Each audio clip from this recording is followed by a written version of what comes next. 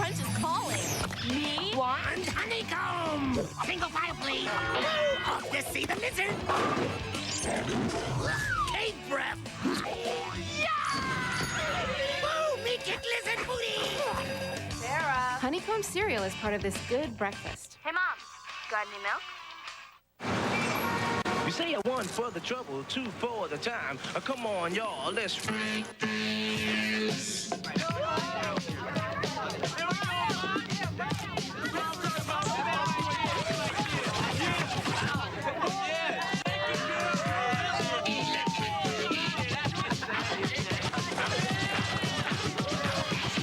The bold fruit tastes of Jolly Rancher. The flavor never fades. I, the evil Dr. Peacock, will steal Toucan's color with my color ray. Boys, how about a little breakfast? The cereal color is disappearing. Yours too, Uncle Toucan. Oh, my. Where did the color go? What'll we do? You can help get Toucan Sam's color back by cracking the code on marked boxes of Kellogg's Fruit Loop cereal. Still a colorful part of this complete breakfast. I say, help! Here's our last contestant, Bonnie Remote. Oh, I love Cocoa Pebbles. It's chocolatey. Now you will fall asleep. 1, 2, 3, Cocoa Pebbles. So many delicious pieces. What? So does that mean that Toucan Sam's last name is Sam? Yeah. I hate that. Yeah. His first name is Toucan, the Toucan. Ugh. What up, everybody? It's your boy, the Infinite Dragon here. And it's me, Logan. And we're talking while I play Battlefield in the background. Yeah, like we've done the last like 3 times. Yeah. Basically what's gonna happen is we're going to talk about the DMC anime that came out on Netflix. What was it, like last week? Yeah, it was like April 4th. Yeah. We're gonna talk about that. We're gonna talk about opinions and everything on it. And I have some mods for Battlefield on here. I think this is a pretty good game to just have on in the background, because if I need to stop and explain my point or whatever, I can do that at any point. Yeah. But if you're watching this on YouTube, it's an archive stream. Should have checked us out live. Link is always in the description down below. There's a link to my Discord, which I'll let you know what I'm doing, what I'm thinking, how I'm feeling, all of that good stuff. I imagine that this is going to feel something like it's supposed to be an edited video. This is not. This, like I said, it's an archive stream. And I do want this to be a discussion. So if you feel differently or have your own opinions, please let us know down in the comments down below. Just please be respectful. Like, yep. You don't have to call someone stupid. I'm like, okay, listen, we're gonna call each other stupid. but we've known each other for a long time. Yeah, we've been friends for like 5 years now, right? Yeah. Just be respectful. You don't have to call other people stupid. It's not necessary. It's not necessary to get your point across. All right. Okay, Logan, I know you watched me turn the fucking music on before I closed the game. Yeah. All right, whatever. But before we get into like controversial takes and whatnot, how did you feel about the show? Not sure, how did you feel about it? You know about Devil May Cry. Thank you for being first, by the way. I thought it was good enough that I watched it all in one day. All right, that's already high praise. Yeah, I watched it all. I literally sat down and watched, I think it was the first half, and then went to work, and then I watched the second half before I went to bed. Yeah, so we watched it all on stream. Like I said, the link to the Twitch channel is in the description down below. We'll be watching One Piece tomorrow. I'll be watching. It'll be my first time seeing the whole cake. Anyway, we watched it all on stream. Basha says, I feel that as DMC it was alright. It's not the worst anime I've seen. As for an adaptation of a video game, granted, I've never seen that one that was made years ago. The one that was made years ago was honestly kind of boring. So here's my thing. This is so much better than the anime long time ago. 2007. Yes, that, in my opinion, this anime is so much better than the 2007 anime. I would agree with that. Just as off principle as of it being an anime, it's a lot more entertaining and whatnot. Yeah. I don't think even the fighting happens in the 2007 anime. I think Dante shoots a little bit, which is, the problem of it being so close to DMC2 Dante. I think Trish also shoots a little bit. That's about all I remember. Anyway, when we watched it, I had... So, I told you this before. I don't think I actually... I told you before the trailers happened. But I don't watch trailers for shows that or for anything that I'm going to... I know I'm going to watch. Like, I don't watch movie trailers. I don't watch... Damn, what a fucking hand. I don't watch movie trailers. I don't watch video game trailers. If I already know I'm gonna play or watch. Yeah, if you're gonna watch it or whatever, don't spoil yourself. Yeah, so like Devil May Cry anime, I'm like, oh, Devil May Cry's getting anime, cool. Yeah, so I went. So I watched the sure. I watched the we watched the first episode, and I think in the first episode it starts showing stuff, and I'm like, oh, okay, so this is like before DMC 3, right? Chat was there when it happened, and we were talking about it. I'm like, oh, this is before DMC 3. And then Lady shows up, and I'm like, yeah, he doesn't even have it. Yeah, I'm like, he doesn't even have Ebony and Ivory. So do you know what I do at this point, Logan? Do you just turn your brain off and start watching? Yes, I just turn my fucking brain off. Now, yeah, that you should. Now I want to be very clear that I am probably not like most people who enjoy Devil May Cry. The first game I played all of them before before this point, but the first Devil May Cry game I finished was DMC Devil May Cry. Holy fuck, I forgot that about you. So I played all of them, but mind you, those games are old and hard. Yeah, they do. They start getting that way. Yeah, so when I actually finished the Devil May Cry game, it was DMC Devil May Cry, and that was the first game that I actually followed. So I was following the trailers and everything because I was like, oh, it's so different, it's so weird and edgy. What are they gonna do about it? And mind you, I was like 12 and 13, so that was like the pinnacle of when I was like, yeah, I was. So I enjoyed the series a little bit different. I already have the different perspective take under my belt.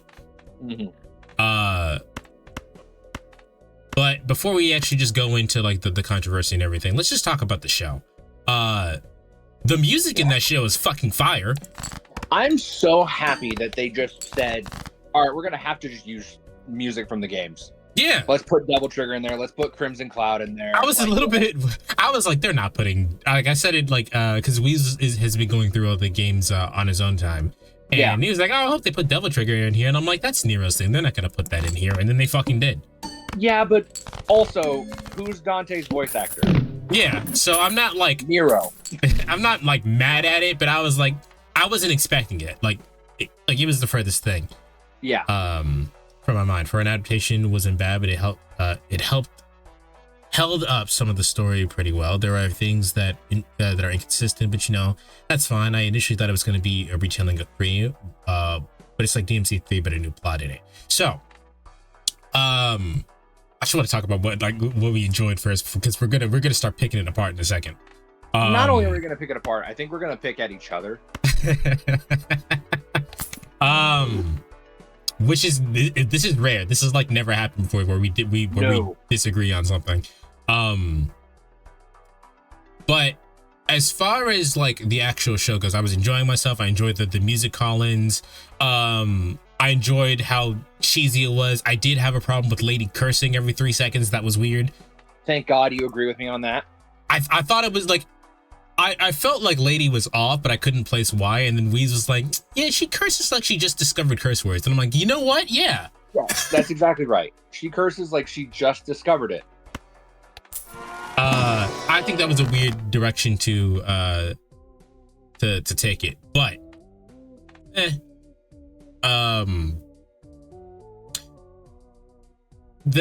far as like how Dante's portrayed fine.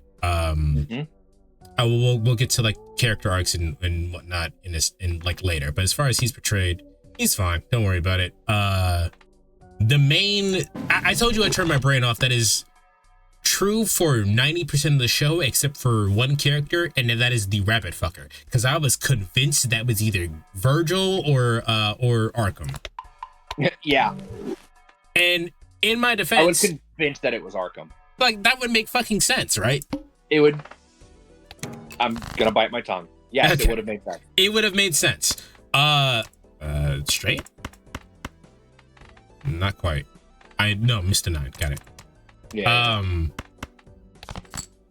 I feel that lady cursing is a lot. It's just a little too much, but it shouldn't be in the character defining feature. She cursed like a sailor kid. Again, I'll get to that. I get to characterization and stuff later. But for the most part, I enjoyed my time with it. I do think there were some weird choices, like Agony and Muja having their heads, but Thank God you mentioned it, because I was going to if you didn't. like, I don't know why. Like, that's such a It bothered nothing me the change. moment I saw it. It's a nothing change. Like, I thought that maybe like they would, like, Dante would cut off their heads and maybe that's how they got it on the sword or some shit, but no, they just have it. Yeah, I don't know. It was a weird, like, a lot of nothing changes. Like, there's no reason for this to be different than what it was. Like how Lady gets called Lady is because Dante can't remember her fucking name, which is actually how it happens in... Actually, Dante just doesn't know her name. No, Dante gets told her name and he goes, I like Lady better. Is that how it happens? I can't remember. Yeah, because she says, I have a name, you know, it's Mary. And he goes, I prefer Lady. It's the same as what happens in the show. I swear that what happens is that, like, he goes, do you have a name? She goes, you can call me whatever you want. And goes, whatever, lady. Maybe it is and I'm misremembering, but I thought he knew, but was like, I don't fucking care. Either way is on brand, but like the fact that it's slightly different from the game or how what feels from the game, because we clearly don't remember, was like, it was a nothing change, but like, why bother changing it if it didn't do anything? You know what I mean? Mm-hmm. Yeah. So like the show has a lot of that in there, but overall I didn't have a problem with most of the stuff. My initial review for it after we finished it was a 10 out of 10. Mind you, a 10 out of 10 is not my highest grading scale. Oh no, you're right. Dante does not know Lady's real name. Yeah. You're right. My highest rating scale is a 12 out of 10. And that is reserved for very specific things. Like, for example, for anybody who's played Persona 3 Reload, the advantage theme when you get into a fight, when you get into a fight in Tartarus, that song is a 12 out of 10 because despite the fact that I've played that game for 65 hours, turn around and did it again for another 65 hours, which is like 130 hours, and then still listen to the song on my off time, and I'm still not sick of it. I still get hyped listening to it. Yeah, it's great. So, like, 12 out of 10s are specifically reserved for I feel the same way I did the first time as I do the 8th time or whatever, right? Mm-hmm. I just enjoyed myself watching the show, so I gave it a 10 out of 10. But now I'm ready to kind of, like, after like sitting with it, watching it a second time, and digesting some other feedback, I'm bringing that down to like a 8 or a 9. I'm like somewhere in between there. If there's like a point in between there, probably there. It has some issues that no, just move on. It has some issues that like don't need to be issues. Mm-hmm.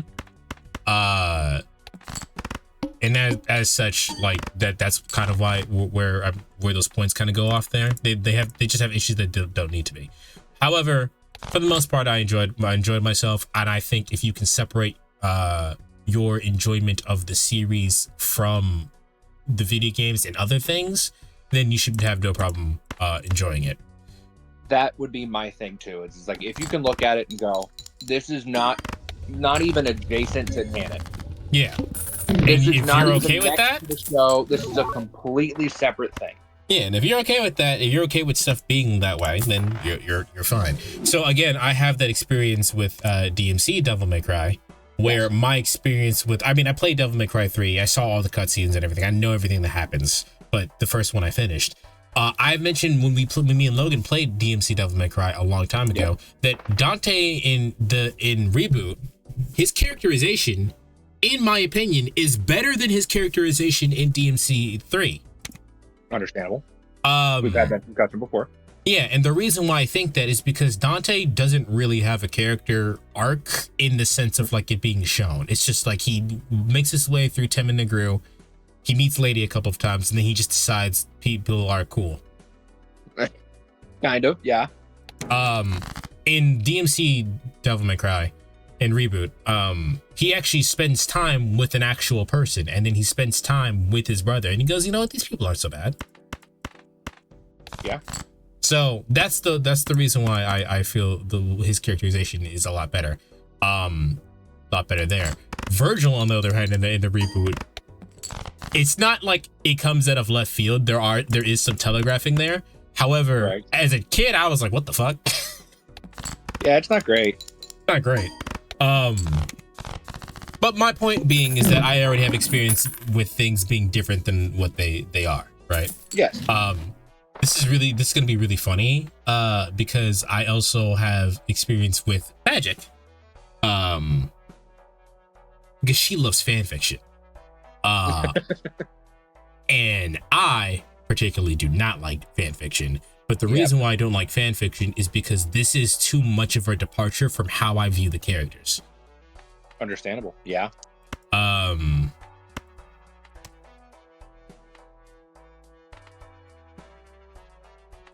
Sorry. So that's that's generally why I don't particularly care for fan fiction. However, the Devil May Cry show, it's fan fiction. Yeah. Yeah. Actually, Quinn. if you are any fans of the Super Beast podcast with Wooly and Pat, that's literally the first thing Pat says is he goes, yeah, this is just Ari, is it Ari Adstern or what's his name? The guy who directed it. Anyway, it's his fan fiction of the show. Yeah. And I don't mind it. It's not that bad. Mind you, my DMC knowledge comes from playing the first game, the second game, halfway through, and the third game. Listen, you've played enough. You've played enough to have an opinion. Yeah, you played enough to have an opinion, especially 3. Because it's mostly set on 3.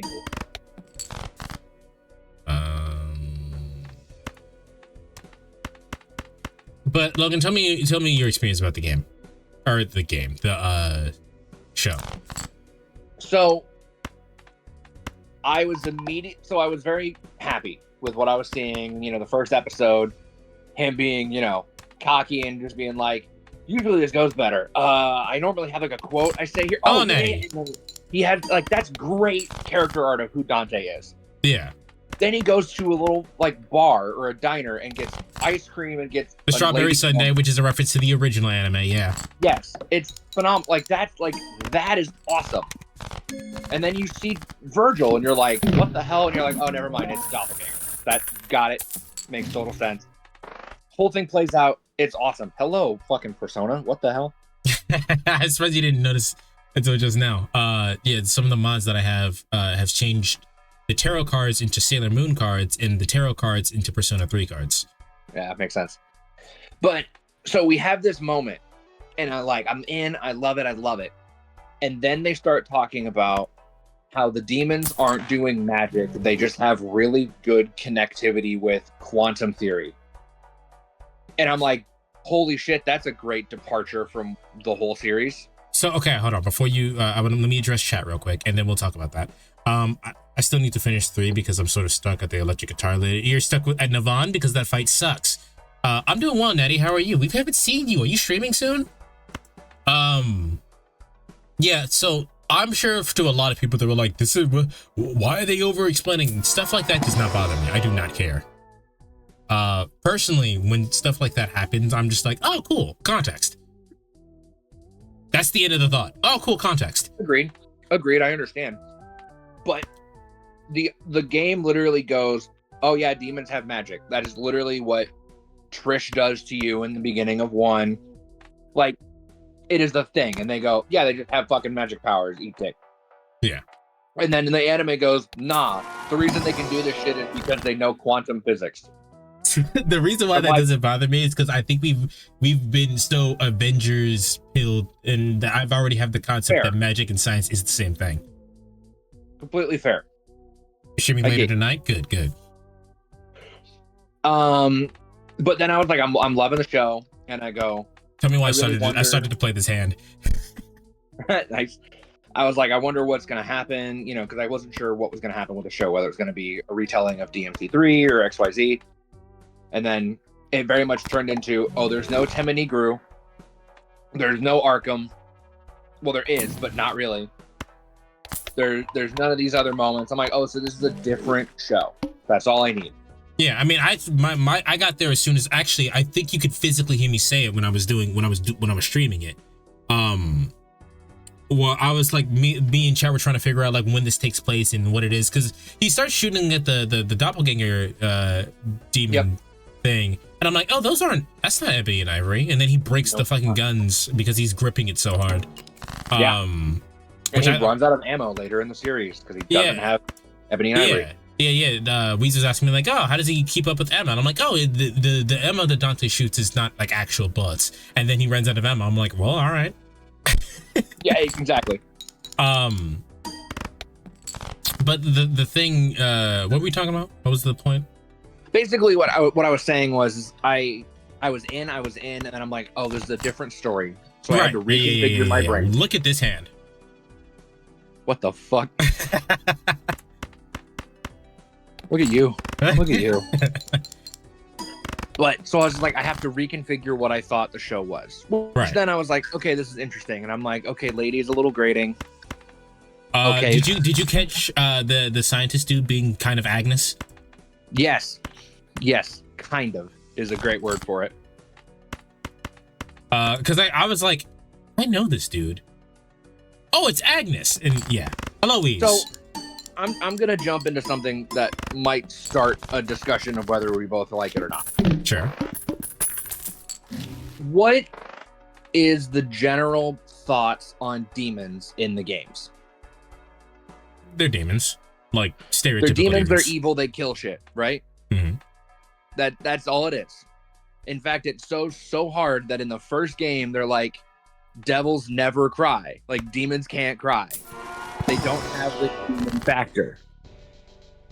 What do demons do in this show? To be fair, I don't think a demon ever actually cries. Fair. But they get pretty fucking close when Cavalier is looking for Lady. Or in and also the flashback episode in 6. Tied up in the chair going, please fucking kill me, Lady. Yeah. So here's why that does not bother me. I understand why it bothers people, and I actually think it's a fair criticism. It just doesn't bother me. Fine. Yeah. I also want to ask you got something. How do you think about the possibly last voice of Kevin Conroy? Fucking amazing. Yeah. Yeah. It was very weird hearing Batman talk about Jesus, though. That was weird. A little bit. But the Kevin Conroy was always a good voice actor. Anyway. Yes. This show, Devil May Cry as a series has thematic ties to compassion. Oh, yes. From the beginning. From the beginning. It's the thematic ties to compassion. Them saying devils don't cry is just them saying devils do not have compassion. That is to say that the show is just an inverse.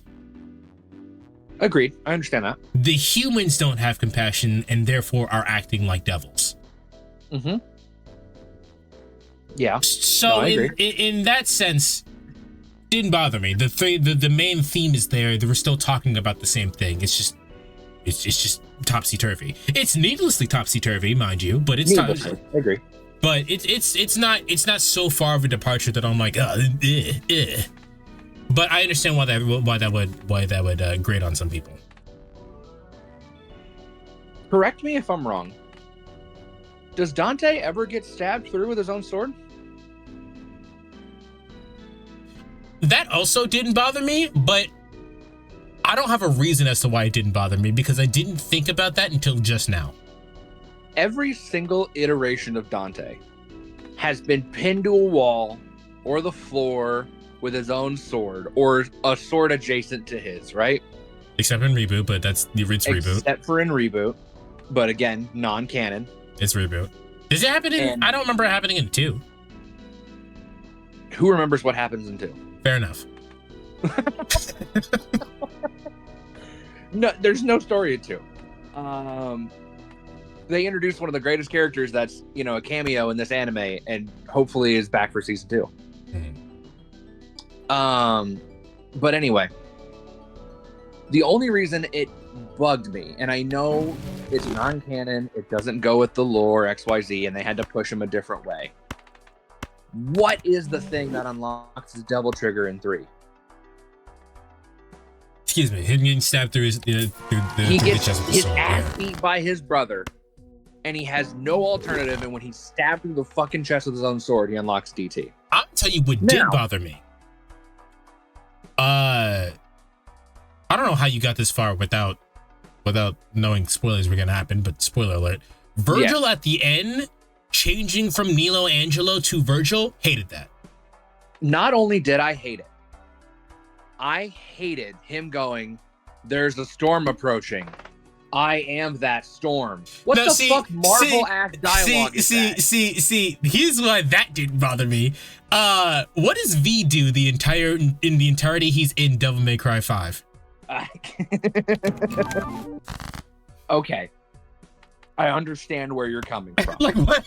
That's why that didn't bother me. I understand.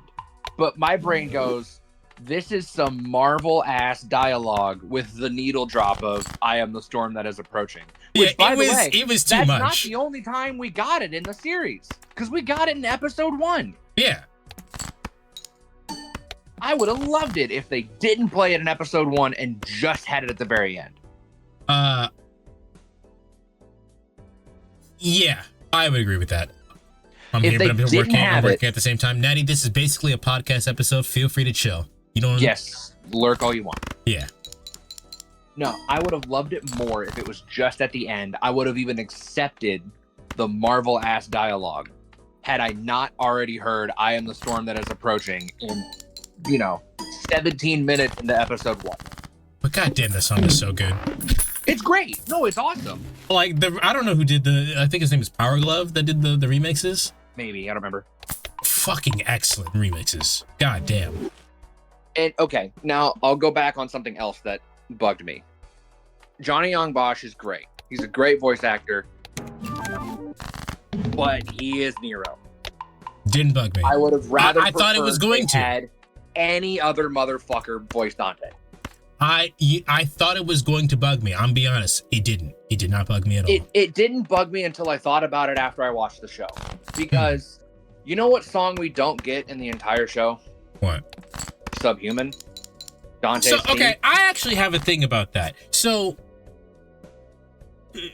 what is Subhuman about?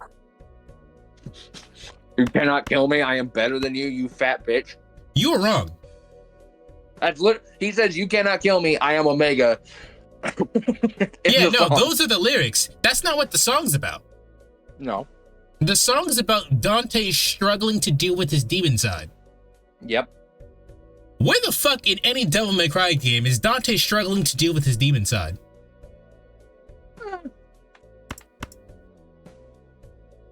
Not struggling with it. You're right. I understand that. So the reason why him transforming into like his using his devil trigger and being all fucking edgelord and shit didn't bug me, is because I knew beforehand that that's what him.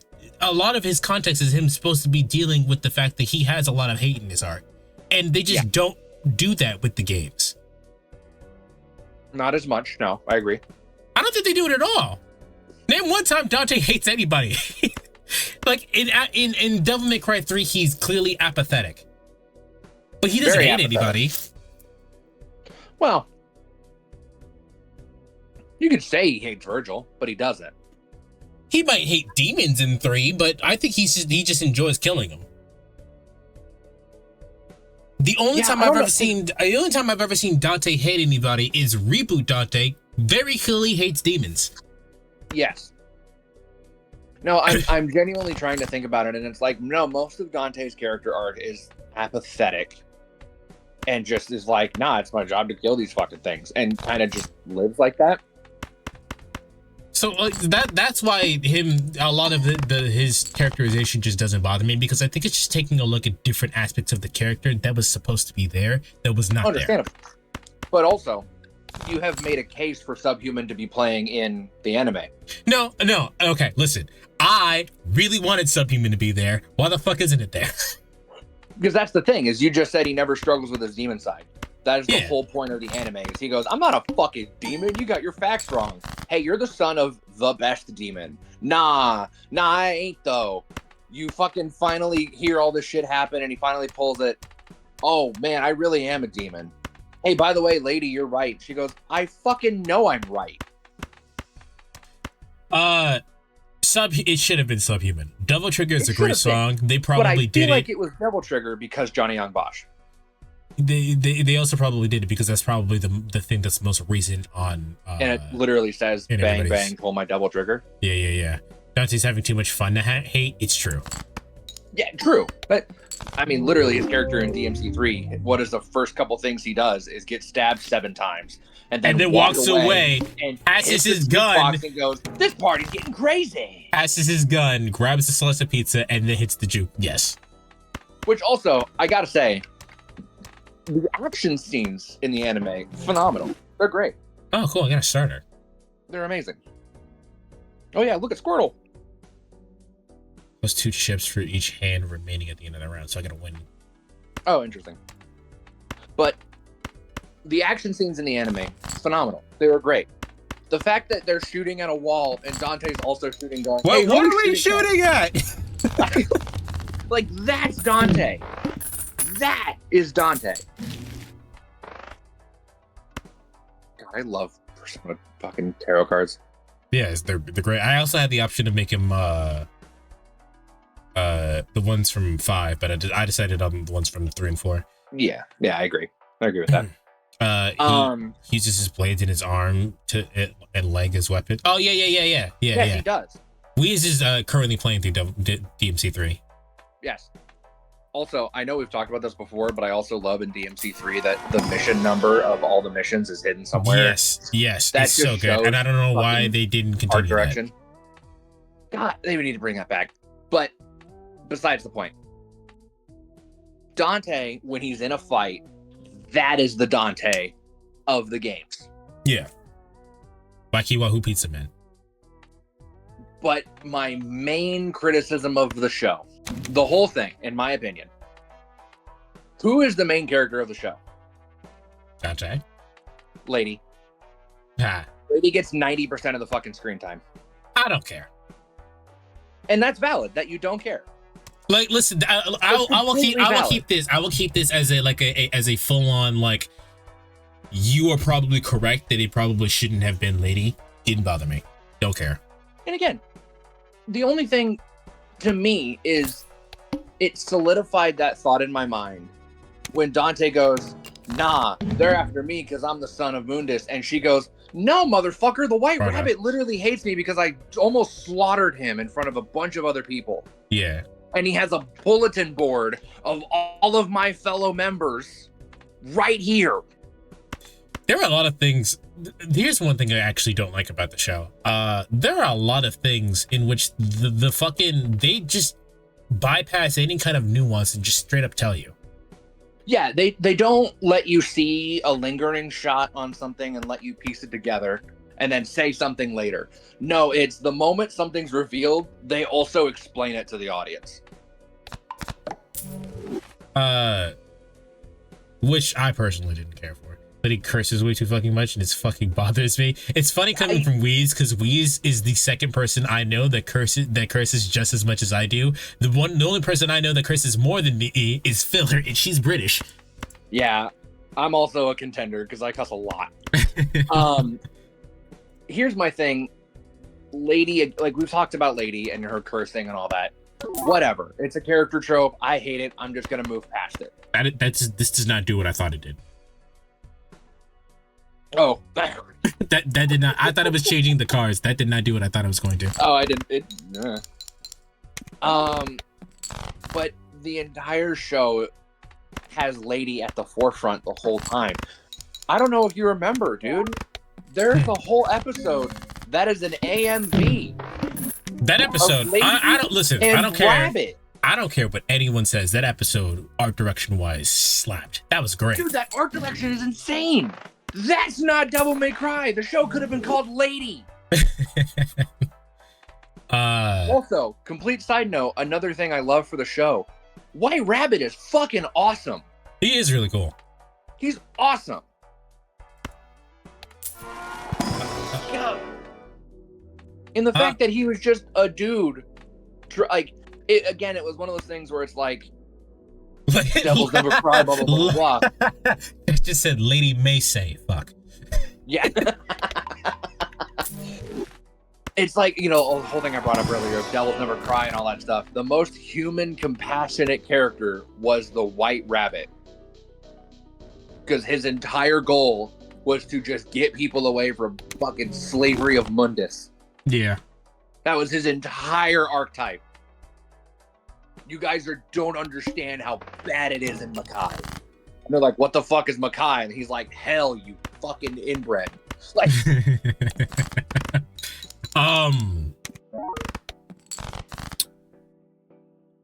like I said, there are a lot of weird choices that just didn't, like, there's no reason for them to be choices, except for the fact that they wanted to be quirky and weird. And I understand if people didn't care for it. My main thing is that, one, this is obviously, like, from episode 1 or whenever Lady shows up, at that point, I think it's episode 1, right? Is that Lady in episode 1? Fuck. I actually don't know. I don't remember. It's either episode 1 or episode 2. She's not in episode 1. I feel like it's entirely Dante and Doppelganger episode 1. Then it's episode 2. From episode 2, from the moment that Lady shows up, I go, oh, this isn't Devil May Cry 3. This is its own thing. From that moment, yes. I am no longer comparing it to the series, except for the fact that certain characters are named certain things. Here's the other thing I'll say. Also, I feel like I am more critical on Devil May Cry than other shows I've watched because I know more about Devil May Cry. You have the context for it, yeah. And so, like, Castlevania. I thoroughly enjoyed all of Castlevania and Nocturne. I thought it was great.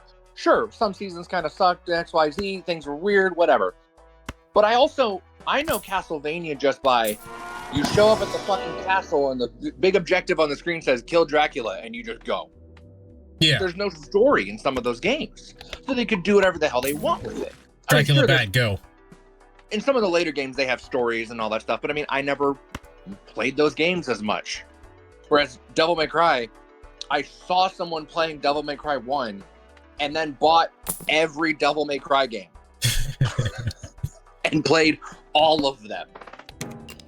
So I know. I remember asking I was Christian at the time too. I remember asking my mom to get Devil May Cry. And I was like, oh shit, she's not gonna do it. It says devil on it. Yeah.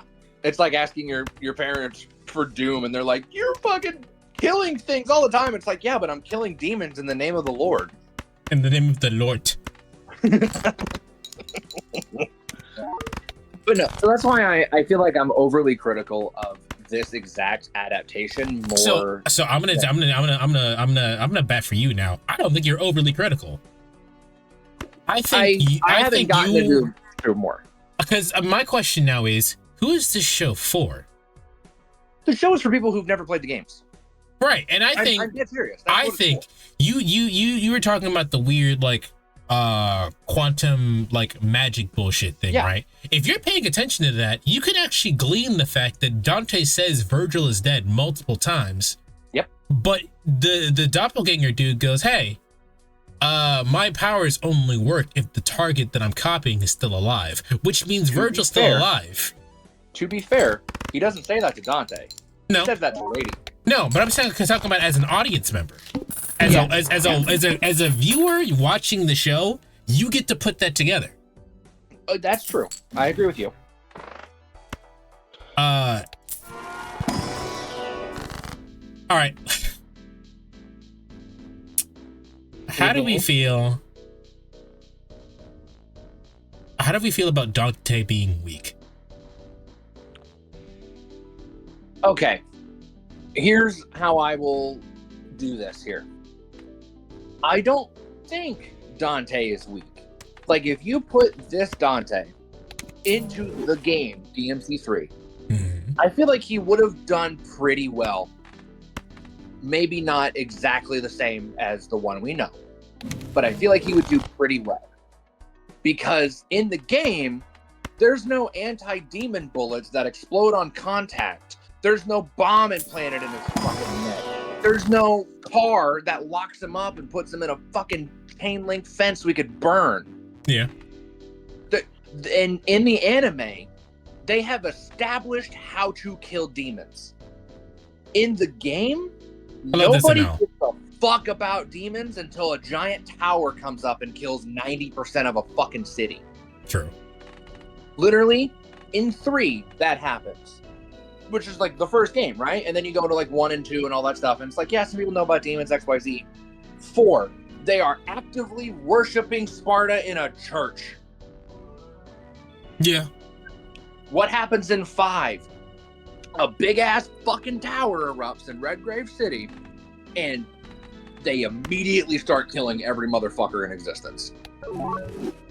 If the tower from 5 or the Temenigru popped up in the anime, it would go exactly how it does in the show when they literally invade hell like it's Operation Desert Storm.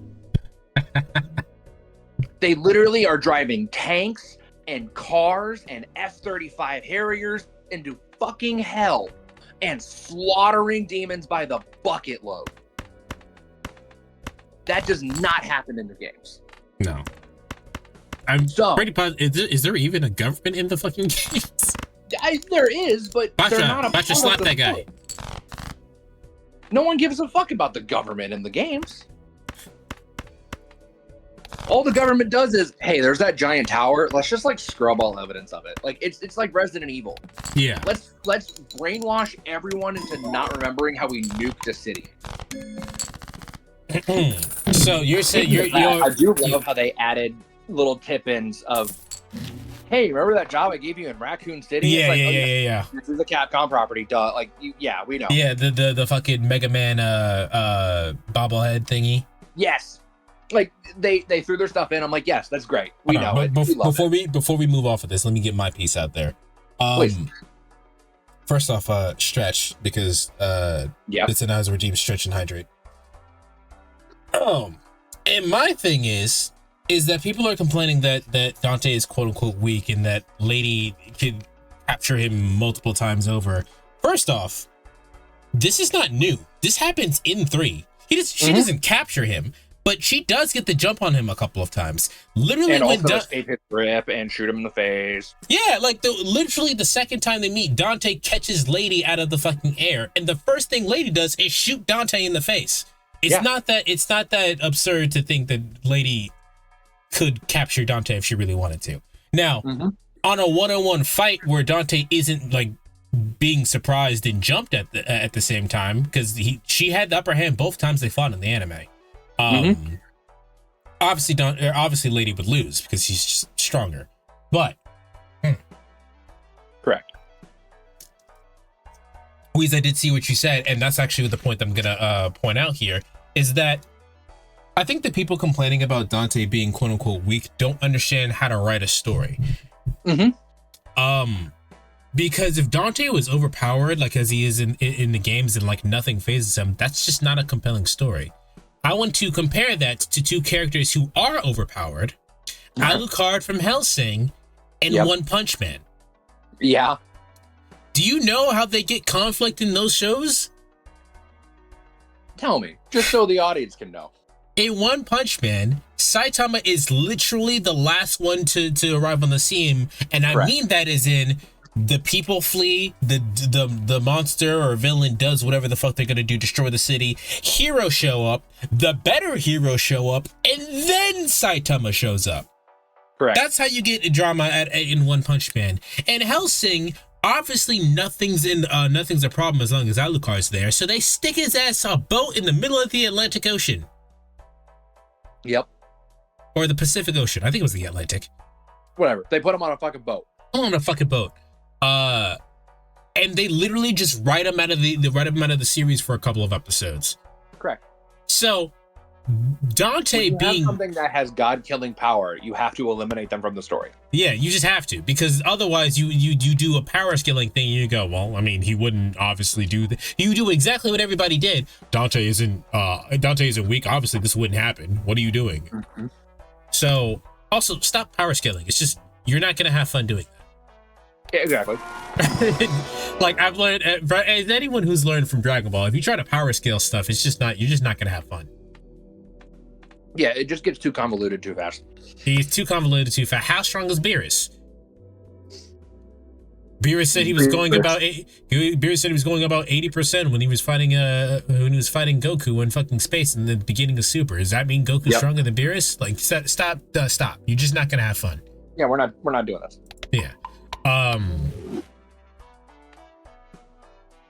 No, but the thing is that I think Dante needs to not be strong for the series, but also on top of the fact that Dante has now just unlocked his devil powers. He has no idea what the fuck he's doing.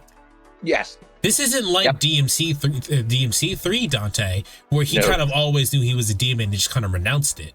He didn't know. He knew from the beginning. Yeah, he knew from the beginning, and then just kind of renounced. He's like, oh, I don't have a father. Dad sucks. What's this do? And then Virgil does, Jetstream Sam. You deny your blade, your purpose. Yeah, that shit. It's I have a lot of waters. I trip on your bitch with the water. I feel like a little savage. Water. The issue in my opinion that I think people are having with that is that Dante does not feel like Dante. And the reason they're just kind of compounding on top of it. So the fact that Dante is like, he doesn't have his classic character arc. He doesn't, the show is already kind of weird. This is just another thing on top of this another layer on the cake.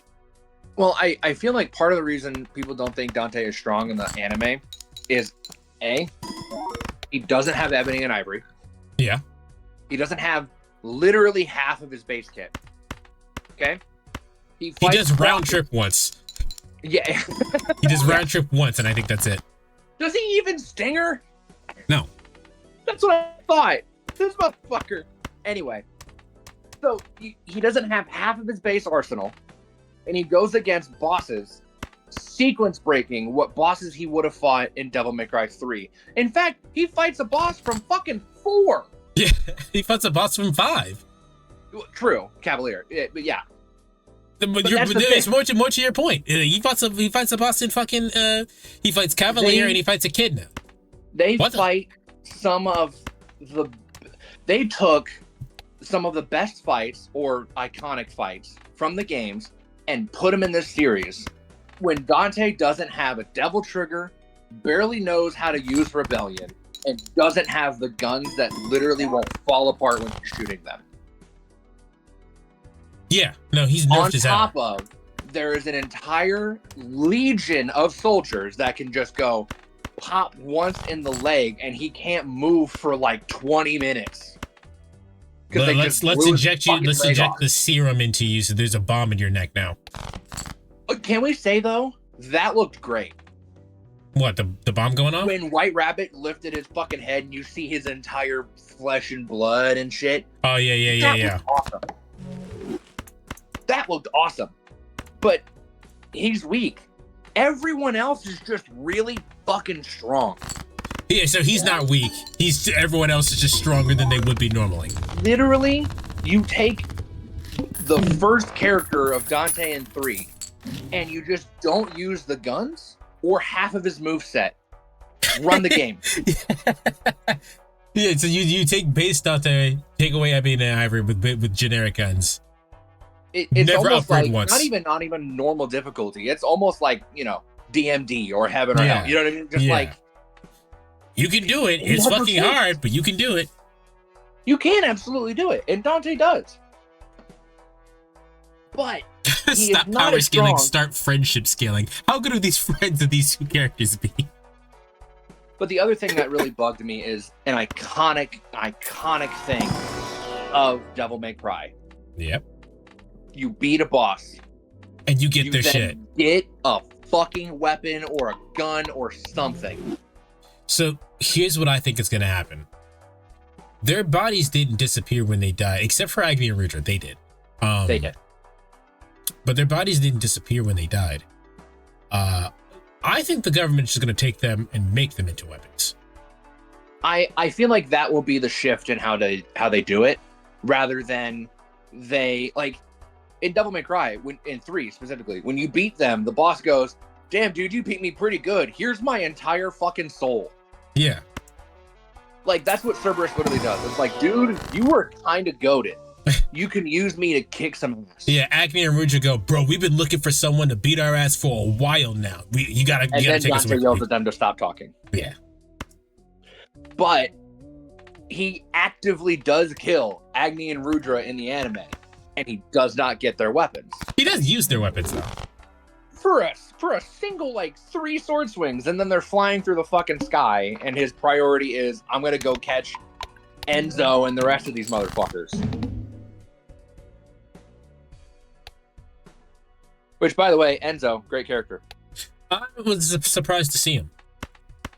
Great. He was awesome. Pleasantly surprised, but I was surprised. Yeah. No, they literally just made him into a very likable character from the beginning. Like, yes, he's a piece of shit, but that's his entire character arc, is he's a piece of shit. I am the Eggman. But again, I have complaints and I voice them. My thing that I will complain about the most is Lady has the start of character development. And like has this moment where she's like, nah, let the demons go, take them back to home base, they're non-combatants. Then they all get fucking slaughtered by Evil Man. by Batman, yes. By Vice President Super Religious Evil Man. by Vice President Batman. Yeah.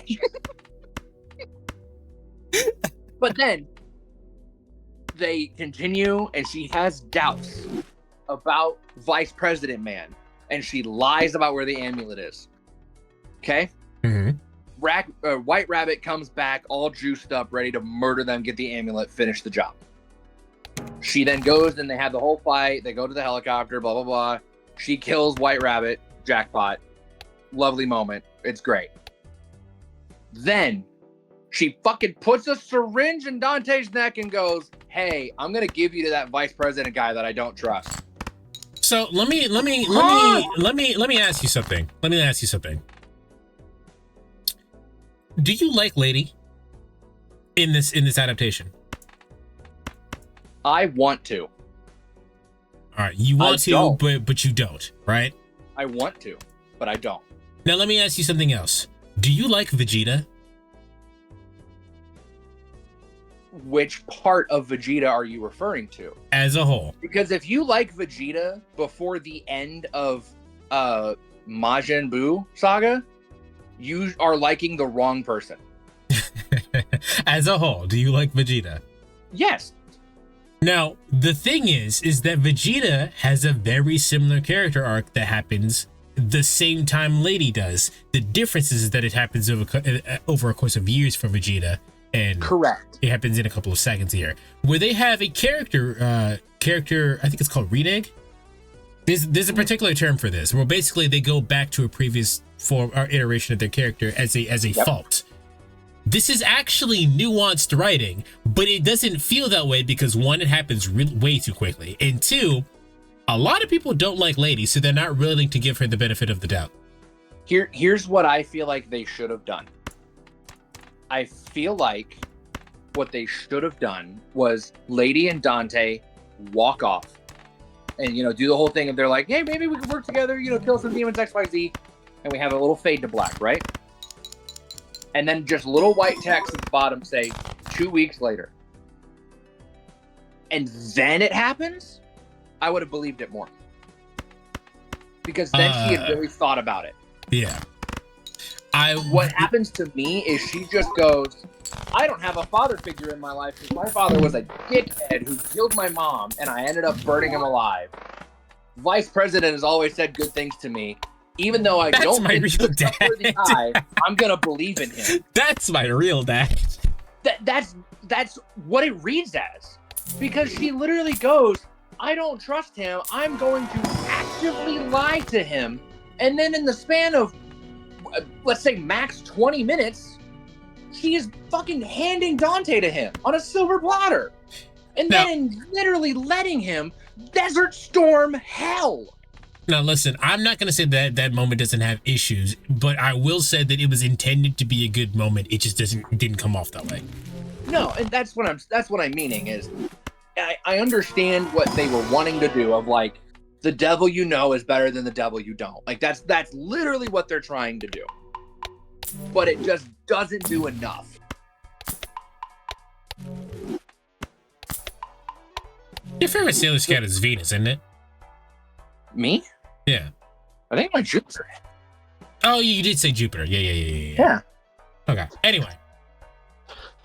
That's what I thought about it. I was like, I thought I said Jupiter. But anyway, again, it's one of those things where it's like, I think we are suffering from, we are watching a story develop in real time rather than having a backlog to understand a character arc. Yeah. Like if someone were to watch Dragon Ball right now, all the way through, I feel like they would understand and get Vegeta's arc and story arc and falling back into Majin and, you know, murdering all these people, then figuring out he was wrong and then going back in and being a piece of shit, and then Beerus slaps the shit out of Bulma and he pops the fuck off. Like, that's an incredible character arc, but it is also written over like what, 20 years? Yeah. We have had Lady for a week. Yeah.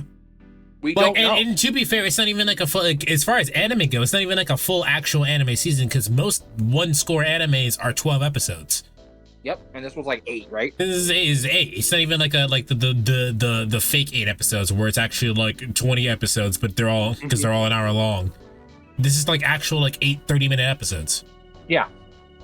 So they had to do a lot. I don't know why Netflix would do something like that, but you know, fuck Netflix. Well, if I remember correctly, I think Castlevania first season was only 8 episodes, right? The first season of Castlevania was actually supposed to be a movie, but Netflix fucked it up and made it 4 episodes. Oh, they made it 4. Okay. And then the next part of it was 8 episodes. That's what I'm thinking of. I remember them getting longer in terms of series length. Yeah. After that. Because Netflix saw the money in it. I feel like it's going to happen the same way with Devil May Cry. Because for as much hate as it is getting on the Devil May Cry subreddit and all this stuff. They already renewed season 2, yeah. They already renewed season 2. We know that. They said that like 3 days ago, apparently, from what I heard. And it is bringing in so many people, and so many people are now having an eye on Devil May Cry. Yeah, I was talking with... Capcom is going to see a surge in prices for the HD collection. They're going to see a surge in prices for, you know, the old anime or, you know, the manga or whatever the fuck they want to buy. And it's going to turn into another Castlevania where this thing might have four seasons. Weeze is playing the games right now. Pudgy was telling me that her sister and brother-in-law were watching it, and they enjoyed it quite a bit. I know the brother-in-law has definitely played Devil May Cry, but I'm pretty positive her sister doesn't know shit. Yeah. So yeah, no, it worked to what they were trying to do. The thing is that I think a lot of people, and I think this is just one of those things that people are chronically online, they're not allowing themselves to have fucking nuance for anything. Yes, I agree with you. Because I originally said, like at the beginning of this, I said I had when I finished watching it was a 10 out of 10, and then I brought it down to like an 8 or a 9 or somewhere in between there, right? So my opinion of it actually went down as I sat with it, but for the most part I enjoyed it, so it gets a higher mark, right? I definitely probably gonna watch it again at some point. I can definitely watch it and show somebody this and be like, oh, check this out, this is really cool, right? Mm-hmm. But the thing is that it does have issues, so it's not. Yes, It's not perfect, and I didn't love it so much that I'm like, oh my god, this is the best thing ever, and I have to tell everybody about it. So I enjoyed it for what it was, but it has its issues. Sure, there's the thing is that people are like, I didn't like it, and because I didn't like it, it's actually trash, and anyone who does like it is awful. But that's also every doomer mentality on every subreddit and Discord group ever. Yeah, and I'm just really tired of people doing Remember, this is not the first time Devil May Cry has had some serious fucking hate. Yeah. This is in fact like the 4th time in its entire lineage that everyone goes, man, Devil May Cry fucking sucks. Yeah. 2 sucked. 2 still 3, sucks. Greatest of the fucking generation. 4, oh man, this game sucks because you only fight 6 bosses. You fight the 4 of them 3 times, and you only cool fight is at the very end when Dante has Yamato. What do you know what I mean? Like, criticism. 5 comes out. Holy shit, this is the greatest version of 5 ever. A year later into 5, they go, actually, the story's kind of limp-dicked. And then they have fucking anime comes out, and everyone hates it. I don't remember anyone complaining about 5. Wait. Yeah, some people did complain about 5. I don't remember any of this. For honestly, the same reasons they complain about the show. Dante felt weak as shit because what's the first thing Dante does? Goes into a coma for like a week. Well, again, like people who people just don't understand writing. I know. Let me reach out for a second. I wonder if they're gonna do if Netflix is gonna do their Netflix thing and cancel DMC anime after a cliffhanger. Probably. They said it was. I said it was peak, but that probably went down to pretty good. Yeah. See, the thing is that when you're watching something for the first time, you're just enjoying the high of whatever you're watching. But then you sit with it for a while. You watch it a second time. And you just go. Butcher also said they like Sailor Mars and Mercury, which fair enough. I always get them mixed up. Which one's the one with the green hair? I think it's Pluto. Is that Pluto? Pluto. Sailor Pluto's a bad bitch. I also like Saturn. Uranus? Saturn. Sure. The kid one, but like I like her because I like her character. Oh, okay. Gotcha. But Pluto, that's a bad bitch. But no, see the thing. Here's my thing with it. Sorry to cut you off. Yeah.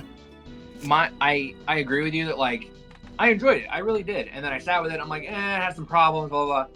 Here's my biggest criticism with the show.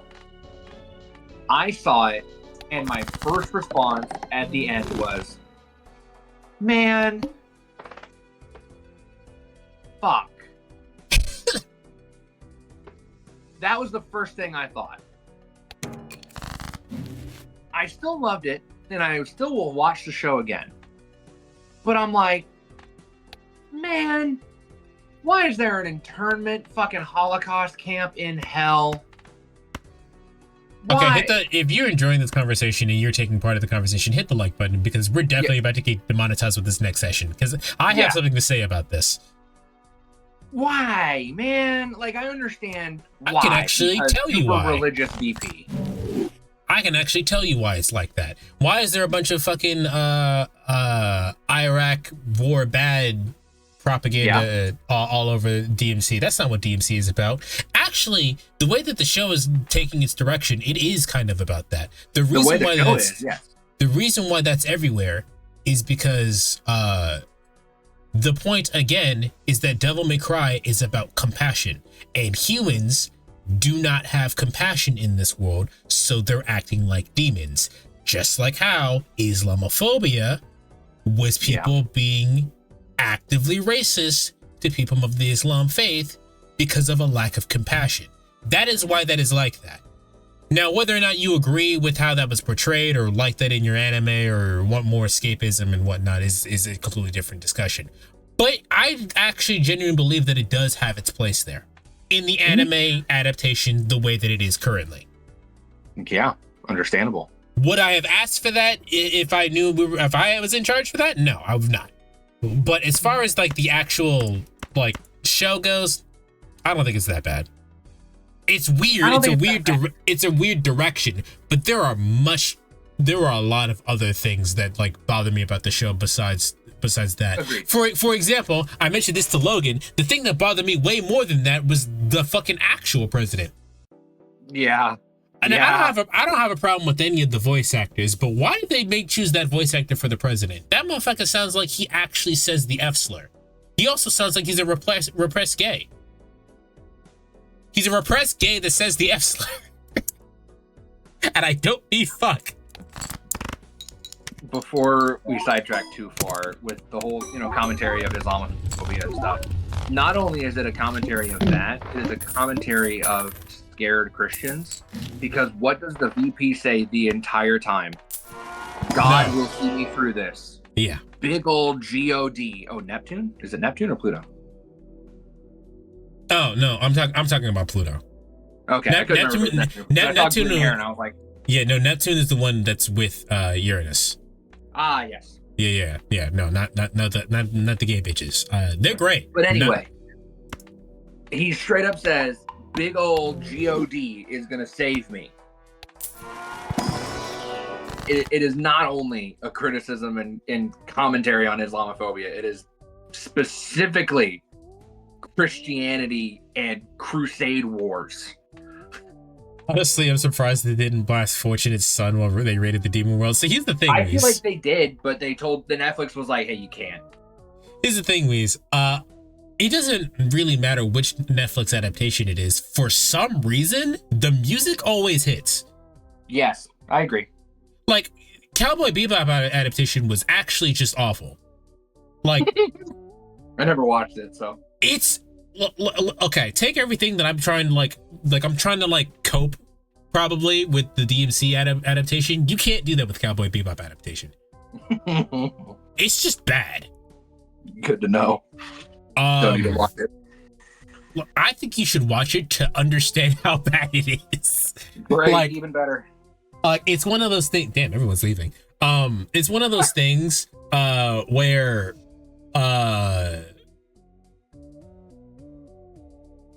like you hear the interview with what's the dude that played Spike? Can't remember his name.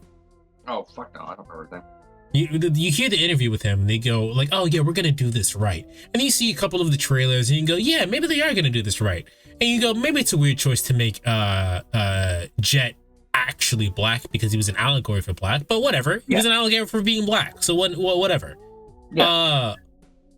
And then there's this lady that hits on Jet that says the line, I like men like I like Jet black. What? And then you see at the end, you see like what they made Ed, and you go, come on, man. What are we like? You know, like the shitty like Wish costumes? Yeah. That's what Ed looks like. Oh man. You remember Gren? I think I do. Gren was the one that was the jazz player that had okay. Yep. Yeah. They just made him a drag queen. I mean, go off, I guess. No, see, the problem with him is that they made him a drag queen, and then he gets one line where he's waiting somebody. Like, just completely write out any kind of nuance about what it means, what gender identity is, or anything. Like, just completely write that out. Like, it's just it's one of those things where, like, this is like DMC anime is a different take on these characters, while Cowboy Bebop is actively disrespecting them. I agree with you on the identity of these are different archetypes of Dante Lady, so on and so forth. Yeah, but the main point is that I think the person who adapted this did understand the point of Devil May Cry. They just wanted to do something different. I don't know why, but that's what they wanted. I mean, here's the thing. If you have a chance to make your own thing, what you want to put what you want into it. Sure. I just think that happens a lot in Western media to the point where it just makes things actively bad. And I can't believe we haven't learned this lesson. Dilutes what the thing is meant to be about. Yeah. Like, I've seen people like chronicling this as like it related to like DMC anime is the Devil May Cry series as the Avatar: The Last Airbender is the Last Airbender live action. Like it's not nearly that bad. We're not talking about the anime as if it was Dragon Ball Evolution, okay? Okay, hot take. I actually like that movie. How old were you when you watched it? Last year. Oh, okay. I'll bite my tongue then. No, listen. I don't like that movie because it says Dragon Ball in the box. As far as the Dragon Ball adaptation goes, it's fucking awful. But that's what I'm meaning to say. That was my critique. As far as the Dragon Ball adaptation goes, if you made that just like a random 2000s action movie, I think it was fine. But the fact that it says Dragon Ball, like it's one of those things where you say it says Dragon Ball in the box, and that's what makes it bad. Yep.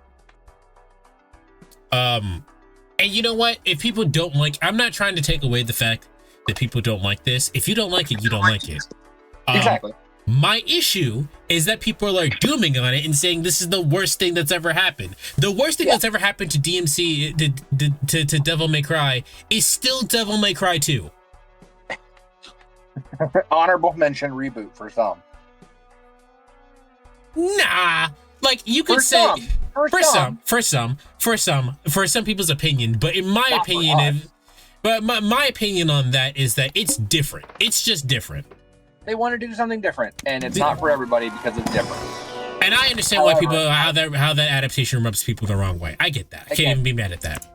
The only thing I did not mean to do that. When we played the game, I've said before when we played this game, I said one of the main reasons I don't like it is simply because the game outright lies to you. Never in a million years. A million years is today, I guess. Never in a million years. A couple hours later. Ah, shit, I have white hair. I don't remember what I said originally when that happened. Do you remember what my opinion on that was? I think you said it was meant to be funny or something. I don't remember. Well, no. That's how it was like a joke. I'm talking about my opinion on it. No, I don't remember what that was. I don't either. Anyway, my opinion on it, whatever it was, is that it didn't bother me, but the reason it probably didn't bother me was because I was 13. Yeah. On that note, I will be right back. All right. Chad, give me some of your opinions. How did you guys feel about it?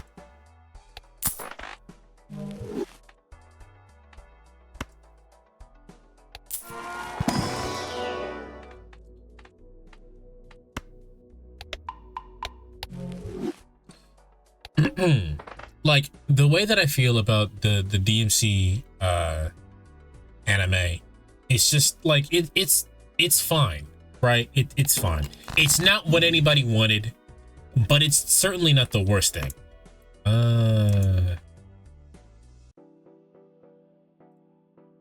Oh, okay, no, I selected on accident. Oh. Yeah, it's certainly not the worst thing in the world. Like there are definitely worse things that have been out there and have been adapted. Hell, I think as far as like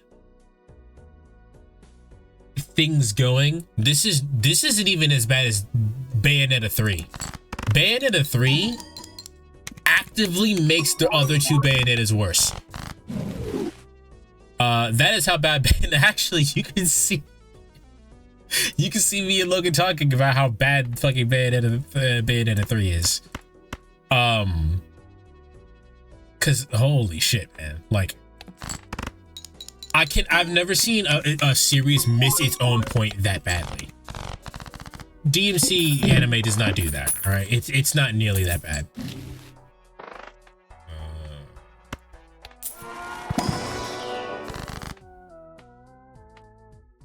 What? It changed it to hearts, didn't it? It did.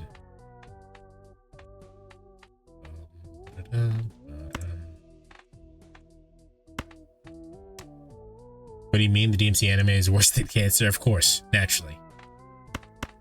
Luis, how did you feel about it?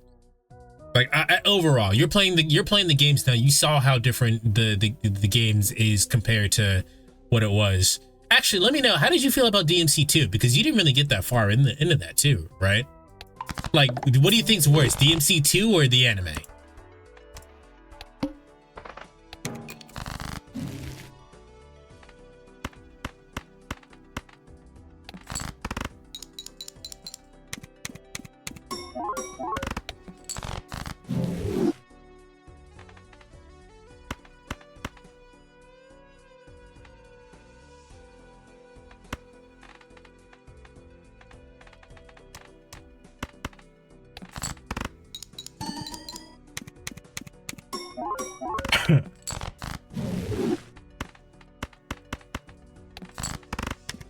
Because, like, I don't know. I felt, I was excited at the end of, like, at the end of the Devil May Cry anime. Like, I was like, oh, okay, this is interesting. I wonder where this is going to go. Like, that's how I felt at the end of it. And then after sitting with it, I realized it's kind of has a couple of flaws with it, right? At the end of fucking Bayonetta 3, I was like, this sucks. This is fucking awful. Why would they do this?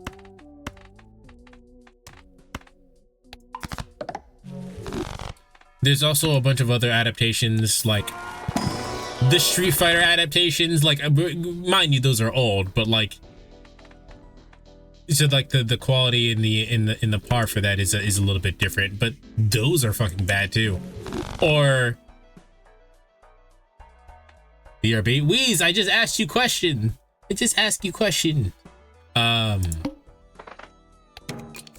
There's also when we talk about The Last Airbender, there's no adaptation worse in my opinion than fucking Death Note. Death Note is by far the worst fucking adaptation I have ever graced my eyes on. In fact, we watched that a couple of years ago, just for like the sake of a haha. Like, we were just watching bad adaptations just to see, like, just to laugh at them. And watching Death Note actively made me angry. Like, the point of watching those was just to have fun and laugh at how bad these were. But it was so bad, I lost the sauce and was actually upset. That's how bad the Death Note adaptation is. This is nowhere near that. Man, that had to do a number on you. Bro, listen. Literally an entire stream where I lined up a bunch of fucking adaptational movies. I lined up fucking that's why I said I liked the Dragon Ball Evolution, because Dragon Ball Evolution, I think, at least had some fun with it. It wasn't good as an adaptation, but it was fun. We had the Street Fighter, I think we watched the Mortal Kombat, we had The Last Airbender, we had, this is how bad The Last Airbender was. I don't remember what we did during that stream for The Last Airbender. That's how bad that was. We had the Death Note movie, which I just said actively made me angry. Like, the point of the stream was just to laugh at how bad the adaptations were. That one made me actively angry. Like, I stopped having fun with it and just went, this is shitty. Like, this is bad. It's like, it's not even a good movie. Yeah. The only good part about that is that we have Willem Dafoe playing Ryuk. Yeah. Man. But like, my point being is that none of those are nearly as come close to how okay and fine DMC anime is. Yes, it is fine. I will watch it again. I'll definitely watch it whenever the new series comes out. But I've said most of my piece. Let me see if there's anything I'm missing, because I've seen a lot of people fucking dooming, and I wrote some of the shit down so we could talk about it, because it was frustrating. It was frustrating to see people like kind of miss the point. Like, now, not liking the point and missing the point are two very different things. Right? Yes, correct. Like, I'm trying to think of something that I've done. Like I said, I don't like. I was talking about Bayonetta 3 and the ending of that. I don't like what happened at the end of Bayonetta 3. I Yeah, understand I what heard it was your supposed. views on that. Yeah. I understand what was supposed to happen, and like it was supposed to be a succession story. We were supposed to get Viola as the new protagonist. I don't like it because we didn't spend any time with Viola until the end of the game, so it feels completely undeserved. And then they just wrote Bayonetta out of it. Yep. It did not feel good. So I understand the point of it. It just didn't like it. The rest of the game was great though. Missing the point though is a lot of people seem to be doing. I don't know why I said that like Yoda. I don't know why I did it backwards. Pluto, this is the one. Mm-hmm. I couldn't remember if it was Pluto or not, so I'm glad I got it right. And the other one I'm talking about is Saturn. I love Sailor Saturn and Sailor Pluto are the best. Fair enough. Like fucking, we have Death God over here, and then we have a bad bitch that can control time. Let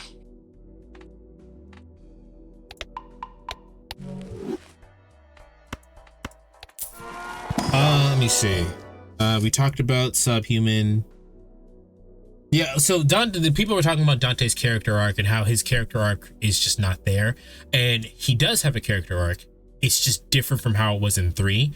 And I cannot be mad at people for expecting this to be like Devil May Cry 3, because what else would you expect it to be? But it's just different. His character arc in the anime is not, okay, now I care about people, now I'm compassionate. The difference in the anime is that his struggle is now, what does it mean to be like a demon? Yep. It's just different now. Also, for the majority of the entirety of the mainline Devil May Cry games, Dante just doesn't have a character arc. Mm-hmm. Like, what's Dante's character arc in 4? To be a piece of shit. Yeah, like he just doesn't have one. Even his character arc in 3 kind of, like I said, seemed in terms of writing, is just kind of random. Like he sees Lady. In 4 is, I have to kill the Pope. That's the first thing he does. He shows up, he kills the Pope, and everyone's like, dude, what the fuck? But then you gotta do it again. Yeah. Yeah, you do have to do it again. Run it back, old man. Run it back. And then he doesn't have a character arc in 5 either. He's just kind of there to clean up his brother's mess. Mm-hmm. In fact, you could probably make an argument that Dante in 4 and 5 got shoehorned in. Yeah. Because they wanted it to be Nero, man. Yeah.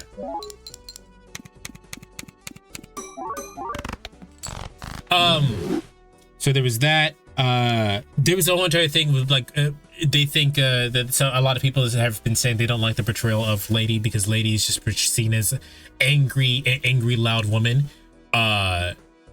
Lady in Devil May Cry 3 was always angry. She's just loud about it now. Now, if you don't like loud Lady, then fine, fair enough. But she was always this angry.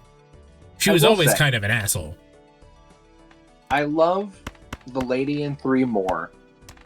And a lot of it comes down to that one scene where they're by Arkham's body and Lady is telling Dante about, her story and how Arkham did all these things, XYZ, while also trying to shoot him in the fucking head. They're having normal ass dialogue while he's doing katas and jumping around, throwing her, going woohoo during her fucking monologue. I think my favorite Lady scene is still in 3, but it's the one where Dante gets done fighting Virgil and he comes down and Dante starts crying. And Lady goes, "Oh, are you crying?" And Dante's like, "No, it's just the rain." And Lady sticks up her hand and looks up and goes, "Bitch, it's not fucking raining." Yeah, exactly. Like the way that it's not supposed to be funny, but it's fucking hilarious. Agreed. But no, I think after that, Lady is just kind of there and she's kind of happy-go-lucky. And I think I don't like that version of Lady more because of how angry she was in 3. Yeah, I kind of hate what Lady has turned into the games because she barely does anything in 5. she's just, her personality is now girl, and I don't like that. Yeah, exactly. Like, I'm trying to word this to where I don't sound mad sexist. Nice. Because I was gonna say I like quiet girl, but that kind of sounds sexist, doesn't it? Yeah. I like that she's kind of introverted. There we go. Sure. But they changed her playing a two-player system. I need it. How many two-players have I played? You don't like Super Beast, cusses all the time, drives herself insane, leader of the crew, and also is constantly making Dante pull grenades out of her pants? No. Their crew has a nice moment though. I actually didn't realize this until I was watching it with Dizzy. Lady is angry, but she is still nice to actual human beings. Like there's that one moment where her crew is like, Sparta, what the fuck does this our job have to do with ancient Greece? And he goes, Sparta with a D, you fucking idiot. Did nobody read the briefing? And then Lady's like, I read the briefing, and she's like, thank you. Yeah, the other characters are great. Well, until like someone described the one with the mask as fucking female Nightwing, and I will never. That's her name now. I mean, I kind of agree. That's kind of what it is. Nightwing.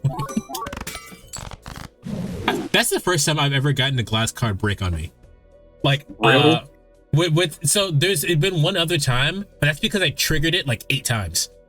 Oh, yeah, that makes sense.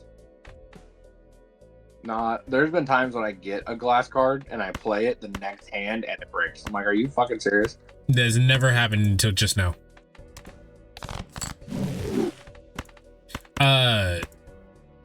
Yeah, Lady. So the thing is that Lady in Dante's character is kind of inverted from the games as well. Like their relationship is like Lady teaches Dante to start caring about people, right? Yep. But it's now inverted, and now it's their character relationship is Dante has now taught Lady to care about demons. Yeah, it's a weird inverse. It was completely unnecessary, and I understand if people don't like that. But you have to, in order to invert or subvert something like that, you have to have a profound understanding of what the fuck was actually going on. Like I'm sure you know about like that thing in on SAT scores where like that one dude actively answered everything wrong and we got a high score because you have to know what the answers are in order to answer it wrong. Yeah. It's like that. Shit's whack, yo. But I don't think I can be mad at anybody for not liking it, because I mean, you're allowed to not like it. Shit. Yeah, I mean, the more I talk about it, the more I'm like, no, I really do enjoy it. I feel like I need more, not because I think it's the greatest show ever. I need more to fully understand if the writers have the grasp on what story they want to tell. Right. Verb chance sometimes replaces the addition of a random joker with a negative. That's probably the worst joker to get negative then. I would agree with you. So far, it's completely fine. But here's the thing. I don't watch TV shows specifically. Yep. Because a lot of things have fuck up TV shows because of ratings, specifically in America. Do you know the TV show Our Flag Means Death? I've watched all of it. Okay. I watched that with Abby way back when. Yep. And I was really enjoying it. And then we got to the end and the season finale happened. And I was like, this show is trash. This is the worst show I've ever seen. Do you know why I said that, Logan? Why is that? Why the fuck did any of that happen? Yeah. All of the stuff that happens on the last 2 episodes just doesn't need to. Yeah. Okay. So the reason why they did that is because they wanted to get green light for a season 2. I didn't watch season 2, but magic tells me that the rest of the show is just awful. I enjoyed my time with it. That's about all I got out of it. And I'm happy for you, but fucking the end of season 1 had me so fucking pissed. That is exactly when I stopped watching TV shows. Fair. Because I was like, there's no reason for any of the shit that's happening right now to happen. They were already okay. They had a plan. Why the fuck did he go back to his family that didn't want him? He left because they didn't want him. Why did he come back? Yeah. Like, there's just no logical reason for any of that to happen. And there's no emotional reason for it. There's no emotional reason for it to happen either. For story. Shut up and enjoy the show. So I agree with you. I'm fine with season 1. I do want to see where they're going with the rest of it, because so far, I mean, they're obviously they need to earn some trust here, right? For 90% of the people who watched it, yes, they need to earn their trust. There's also like I've seen people like bringing up the other stuff that the dude did, like his other works. I didn't have a problem with Castlevania. I think most people didn't have a problem with Castlevania, but he did some other shit that I can't remember the name of. You're not at a computer, so I can't even ask you to look it up, can I? I could probably Google it. What's up? The other show that he did, it was like about like action figures or some shit. I mean, look up. You should be able to just Google the director's name for the Devil May Cry anime and then just see what other shit he did.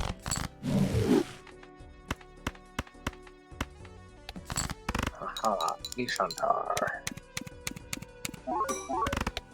What else have you done, sir? Show Devil May Cry, Captain Laserhawk. Yeah, that's it, Captain Laserhawk. I heard that people really hated that. Oh, okay. Volatile left.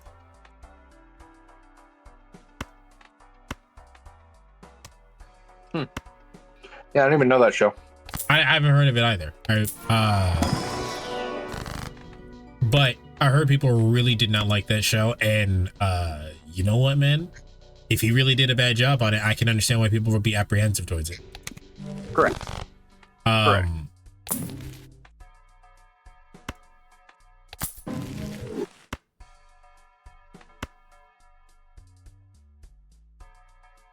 Do we go gambling? We go gambling. Let's go gambling. Yeah, we're going gambling. I read a As blue I'm seal to closing out Google, one of the things I see is love it or hate it, Devil May Cry's Netflix adaptation just saved the franchise. What? That's straight up the title of this article. Well, who wrote that article, and why do they feel the need to be wrong? I'm speed reading. Why do they feel the need to be fucking wrong? What the hell? Why fans have mixed reactions? Really? This the whole point of this yapathon. Also, there's the thing about her being an angry woman, lady. I mean, she's part of the fucking military. Yeah. Like, not only is she a part of the military, she is, you know, she's the leader of a squad in the military, and she's been traumatized. She's also been abused physically and mentally by her father, who then she killed and then believed demons were real, and then a government agency said, hey, you want to kill demons? Like, come on now. Yeah, that's her. Yeah, so basically they said, hey, love it or hate it, it made people go buy it on Steam, which is literally the same thing we said earlier. Oh, did it actually? Okay. Yeah, it says they have now gone back up to, like, you know, the top 10 sales of the last week. And now they're like, Devil May Cry 6 could come sooner than you think. It might have been leaked by Rupert Landon. And I'm like, fucking, we know. No. Also, I doubt they're gonna have him play the character. No, they would not. Yeah. They do not want to touch that with a 10-foot pole. I saw some people complaining that Johnny Young Bosch wasn't Ruben Langdon. Say what you want about Johnny Young Bosch playing Dante. They're not getting Ruben Langdon back. They're just not gonna do that. Not after what happened. Oh, and if you remember what I said, I also said, man, I wish it wasn't Johnny Young Bosch, simply because he's already an established character in the universe. Yeah. Notice how I said, have literally anyone else. I didn't say get Ruben Langdon. I said get anyone else. Because I don't need that man back.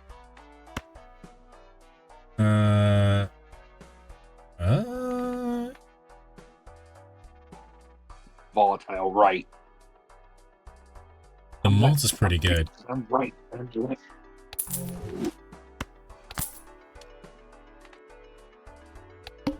You know what song just popped in my head when you did that? Swag surfing. Did you know swag? No, every time I do left and I'm right, I always think of Nuck If You Buck. Ah, Nuckies If You Buckies. Nuck If You Buck. Let me see. Lady is also a tsundere. Yes. So this is just the other version of the tsundere where she's just loud. Very much so. Now, personally, I think tsunderes are fucking annoying, but I'm also a tsundere. You do have a straight 8, 2, 3, 4, 5. Oh, do I? Yeah. Will that give me points though? Oh no, straight's actually your worst hand, except for 4 of a kind. Yeah. No, it's also very funny how some people have laughed about how Dante basically made a thirst trap with pinning Lady against the wall whenever she took his necklace and shit. Oh, yeah. I was like, what do you... Like, yeah. literally, the scene hands that popped above in... head, pinned against the wall, reaches behind her to grab the necklace. Yeah, so I thought you were referring to like the end. I'm like, no, Lady's on top of Dante when that happens. No, yeah, the other one. Yeah, no. Which I do find kind of funny because obviously the thirst trap pose there, she was like, I'm gonna fucking kill you. But like it shows that she has a little bit of character growth and warmth towards Dante because she blushes in that second one.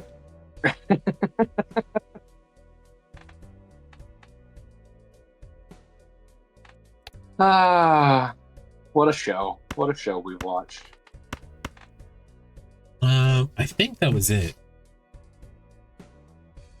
Yeah, I don't have my problem with Virgil is that Virgil doesn't stay Nilo Angelo. I think that was lame. Now, okay, color me crazy here. I feel like we saw too much of Virgil.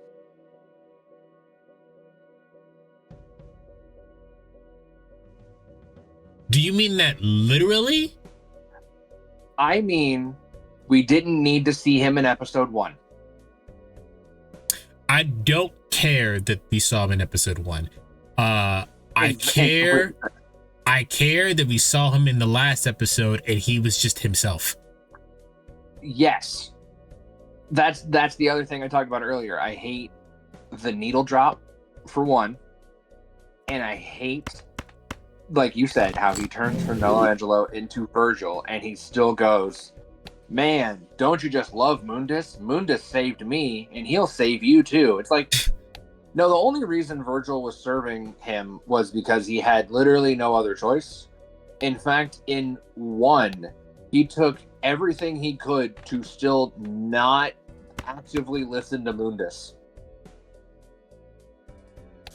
Like, what? Remember what Michelangelo does in DMC 1? What's the first thing he does? No, actually. He comes out and is, in the room, and you go up to him. If I remember correctly, he either opens a patio door or kicks open a window. He looks at Dante and goes, waves his arm outside and jumps outside. No, yeah, he's like, yeah, come on, we're fighting outside. He's like, take this shit outside, motherfucker. He could have just fought him, because that's what Mundus would want him to do. And instead, he was like, nah, I'm gonna fight my brother. That's what I like doing. I like fighting. I'm going to do the way I want to do. No, I think he just should have stayed Nilo. Because what the fuck was the point of him being Nilo? He was just gonna be himself at the end of it. Like, what the fuck? Correct. The thing about Virgil as a character arc from the beginning of Virgil has been, I am no slave to anybody. I only crave power so that I can be my own person and rule however I want to see my life go. What you lack is this. Even in 3, where he's his own character, Arkham tries telling him what to do, and he goes, oh yeah? Did that save you against your own daughter? By the way, I know she's your daughter. And Arkham gets pissed.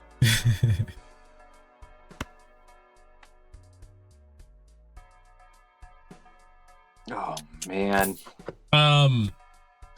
Yeah. Virgil, whoever did Virgil's voice acting, that sounds badass. Yeah, they sounded great. It's not Dan Southward. I do like Dan Southward's voice for it because he sounds like Dan Southward's voice for him is very nasally. So he sounds like a fucking loser. You know why it was nasally, right? He was sick. Yeah, he was sick. Okay. I was like, we've talked about this. So him having like the low deep voices, while it sounds cool, I do like nerdy fucking loser Virgil. Like it was kind of great to hear his voice be kind of fucking weak and whack for 3, and now every other iteration he's like the coldest, most like badass sounding motherfucker in existence. Let me see your motivation. Now I'm motivating. Yeah. I do like a fucking lame boy Virgil's Dan Southward's voice for it. Have you read the Visions of V manga? I feel like you told me to, and I was like, I got it, and I had it, and then I never actually read it. You should. I think that gives a lot of context into V's character in a way that the games will never probably go into. Yeah. And I mean that in the sense of like there's an act like you can see why Virgil wants power, and it's not because he wants to be strong for the sake of being strong. It's because he's scared of being weak. It's like his perspective of like what that fire and what the demons attacking their house was like, and he was terrified. He was so fucking scared. He's like, I don't want to feel like this again. I need to get stronger. Dante was always stronger than me. If I can beat Dante, then I'm strong. That's literally it. Yeah. That's literally it. Every once in a while, I think about you going, you don't have mommy's love. Oh.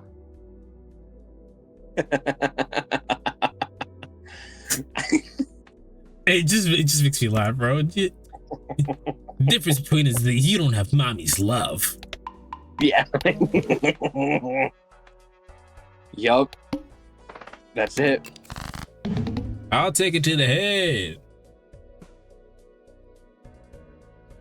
No. Was there anything else? Because it's only been an hour. It's only been an hour. It's almost 2 hours, but yeah. Yeah. Sure. No, like I don't know, man. I'm really tired of people just saying they don't like something and then it just immediately goes to like it's the worst thing ever. Now, like this is different from like Tekken or some shit, right? Where like the devs are just actively ignoring what people want. Mm-hmm.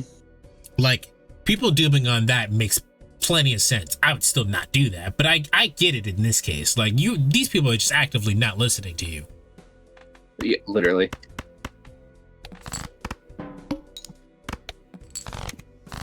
This card also did not do what I thought it did. I thought when I selected a blind, it was supposed to pop off. Nice. Which means that for the last like round I missed. Okay, no, it's only one. Only one. But for the last couple of hands, I've been hitting tails. What the fuck?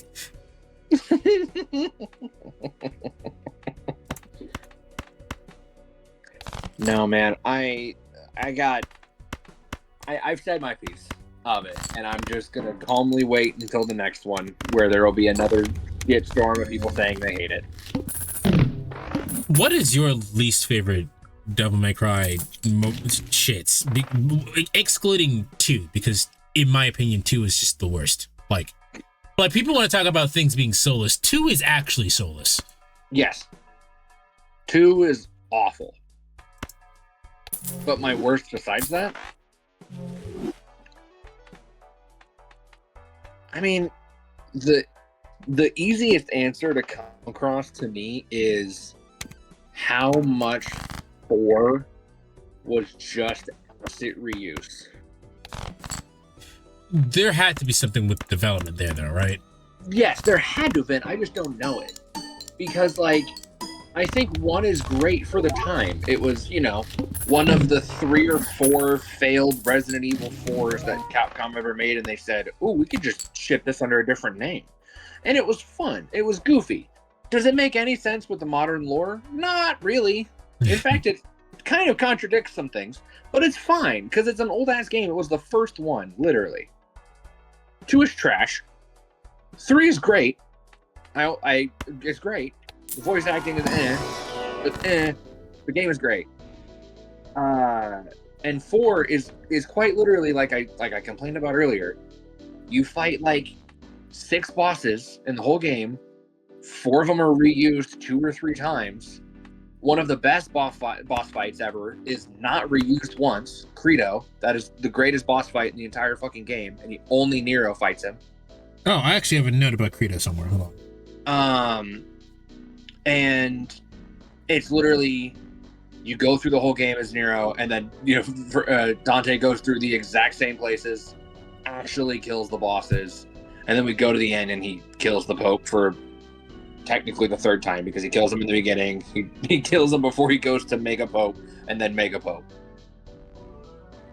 Oh, I saw someone said that this is like if Shadow the Hedgehog got an anime, and I'm like, okay, but I think you're missing what Devil May Cry is. Everybody who's a fucking edgelord in the entirety of Devil May Cry is wrong.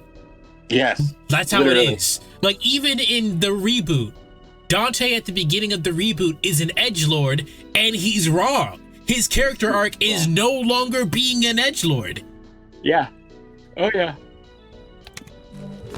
Oh, yeah. No, and I saw something actually, too, where it was like, in general for Devil May Cry, like, how long did it take for you to go, oh, Nero is Virgil's father? Like, Virgil is Nero's father. 5, because I wasn't actively thinking about it. If you really thought about it, it was so obvious in 4. Because what does Dante say at the very end? Do you remember this? No. So I'm Dante gonna be honest with you. 4 is the one that I told you. When we played 4 is the one that I've played the least, despite the fact owning it and probably being one of my first games. And I technically, to this day, still have not beaten it. Because when we played it and we beat it, you played Dante. Yeah, I played Dante. Which, that was a great time. But oh, wait, no, I remember. Doesn't he say, you can keep the Yamato, I gotta keep it in the family? Yeah, literally how the dialogue goes.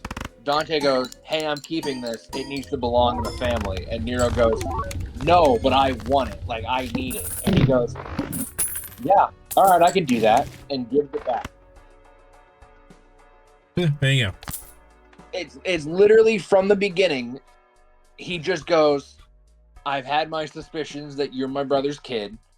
Hey, I'm going to take the Yamato. It needs to stay in the family. Nero goes, no, dude, I'm powerless without that. He goes, shit, he is my brother's kid. You can take it.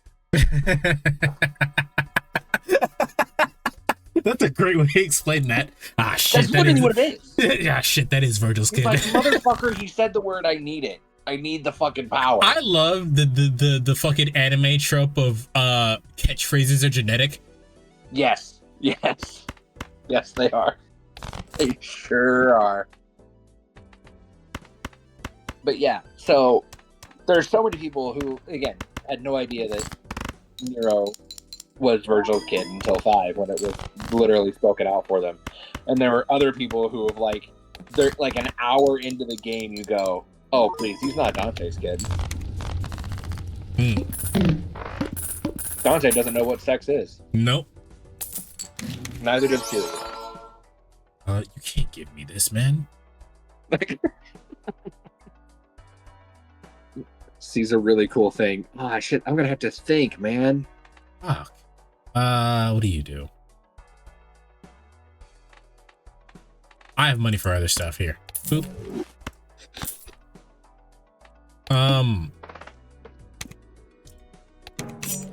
What? Ah! What did you do? Scyther just ate it.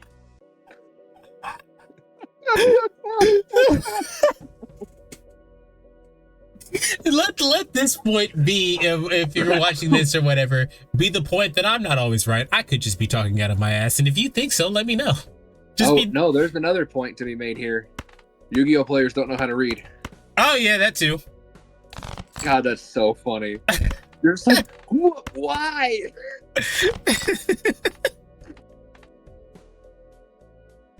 Oh man, I have to think. I guess I'll buy this card. It immediately gets eaten. God, that was so good. Holy shit. Fuck. Pikachu, you better give me my money back, bro. You have negative 50 cents.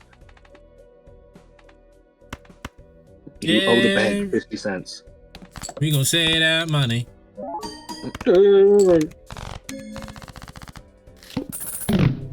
Okay, that's it back. Cool. What the hell are you at 10.7? What the fuck? It's because Pikachu gives me 1.3. That's so dumb. So if you buy another Joker, put it to the left of Scyther. Unless you want it to get eaten.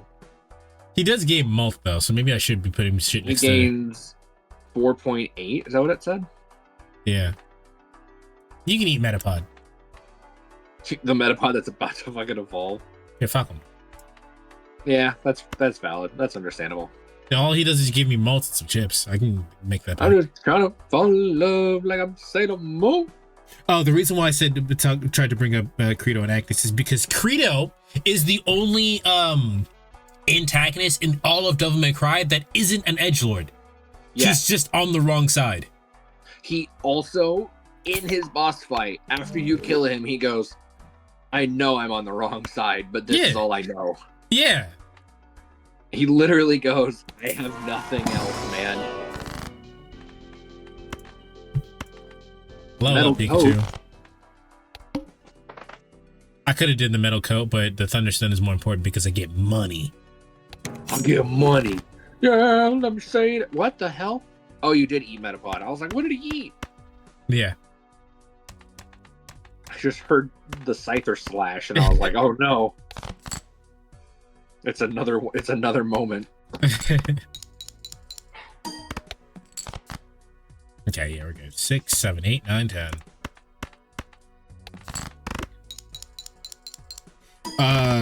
Yeah, no, being an edgelord in Devil May Cry, it just signifies that you're the bad guy. Because even in 2, the fucking the bad guy in that one is like, I'm going to rule the world with my power. And Dante goes, like, yeah, what the fuck ever, man. And isn't the final boss in like Devil May Cry 2 actually just like a vampire?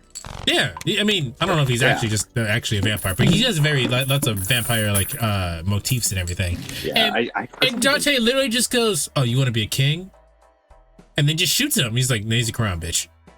Like Dante is like very dry in Devil May Cry 2, but like him being an edgelord is just how he's portrayed. He's not actually an edgelord in that. He's depressed. Yeah, very much so. Man, it's either you're an edgelord or you're meant to be the most goofy, haha ass character, and you're also still the villain. Looking at you, Jester. Oh look, another Metapod for Scyther to kill. It's like we're actually farming.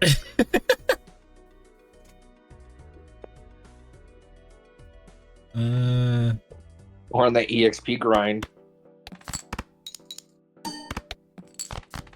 Okay, that didn't do much. Let's see. Oh, hey there, buddy. Sounds great. Hello! Hello, Peach. Ooh. Peach, do you know anything about Devil May Cry? Because you weren't here when we watched the anime. You were probably too busy working. They should give you a break.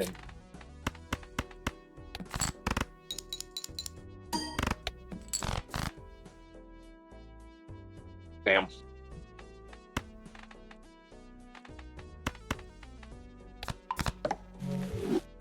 Discord. Oh. Thanks. You did it. Thanks for the Holy shit, Raichu. Thanks for the resub, Peach. I guess you just didn't want it to show up, but my chat snitched on you. There it is. System says Peachy Eves is reserved for 5 months with message 5 months. What? Sorry, I don't really know what to say. All right, I gotta check out what's going on with Pixie because that's like the 4th time she's done that. System says. System says. But thank you for the 5 months.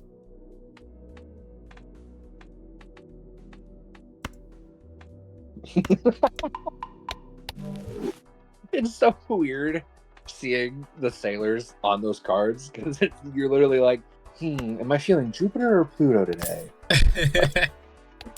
Who am I gonna call? Ghost. Okay.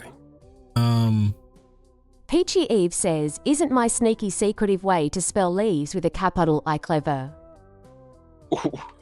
Sorry, I don't really know what to say. All right, let me look at this bitch. Hold on. Because she should not be doing that. Seems like she's having a lovely time. What are you talking about?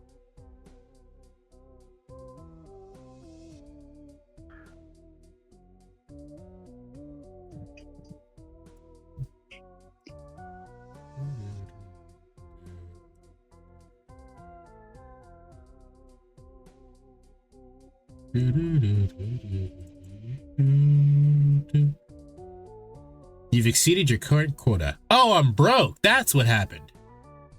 Oh, well, she's just not going nowhere. Oh. Well, that's what happened. I'm broke. So the stuff that she's using to actually like retain information isn't working right now. Love it. Well, she's gonna stay like that because I don't have money. Goodbye. Goodbye. Bitch. Let me see. Is there anything else? Okay. This is another thing. I actually had a poll on this for the Twitch channel, or not for the YouTube channel. Who's your Devil May Cry waifu? We talked about this. Haven't we? Yeah. You know who the fuck it is. I promise you I don't remember. Before it's that freaking though. Lady, goddammit. Is it? Yeah.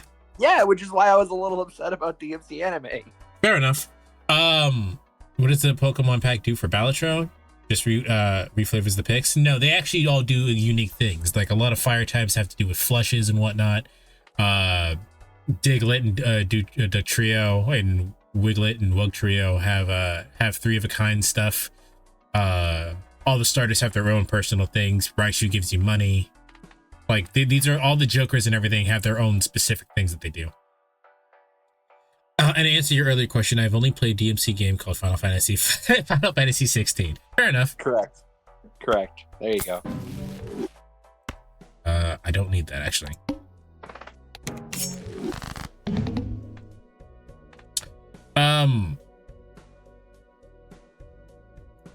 Devil May Clive, if you will. Yeah. It's DMC.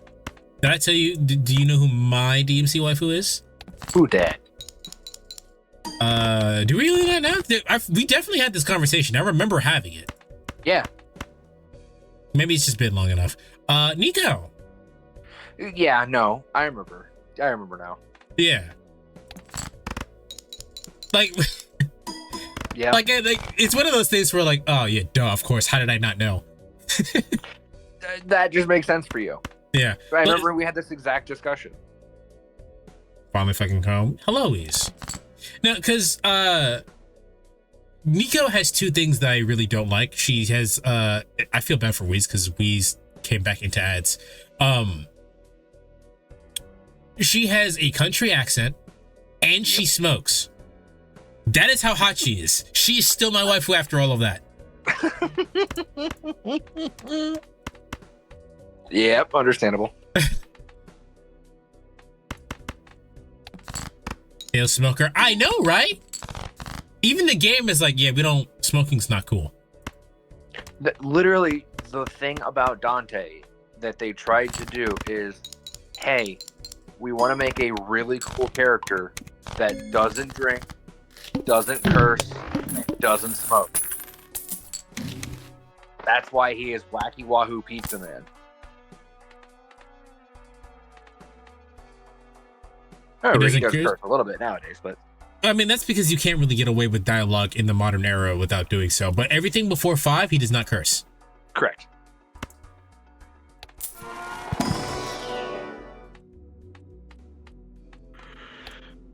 I played. Okay, I didn't realize I was playing straight 70 rounds.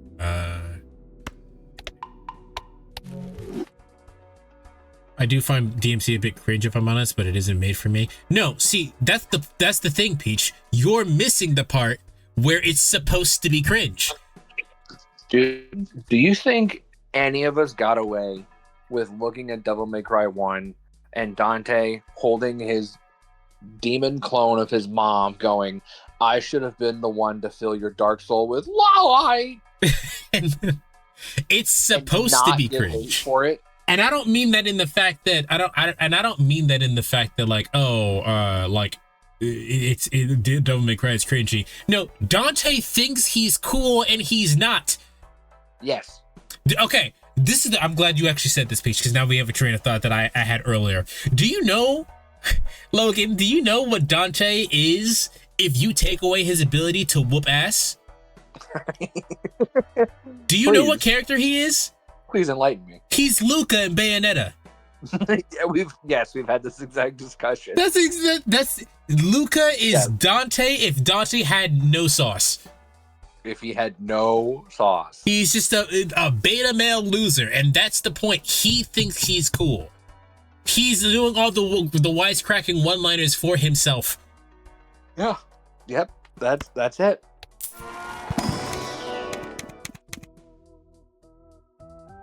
God damn it. What the fuck was that? I heard someone saying that, like, energy man, it must be very obvious that, like, Bayonetta and Dante are just cousins. And I was like, how the fuck? But in order to do this, I have to get rid of another one. Flush. You're a negative, so I can't get rid of you. I will simply just get another negative. I will simply be better.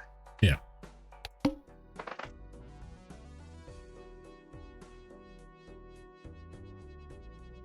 What did he say? The bigger they are, the harder they fall, and then it gets the shit pushed in? Basically. Basically. I don't know what he actually says, but it's something to that extent. Like, it's the same thing with Bayonetta. Bayonetta thinks she's cool. She does. The internet says the more accurate term for DMC's vibe is cheesy. Okay, but that's just 2000s cringe. Like, that's the same word. It's the same. It's the same shit, different That's the same day. word.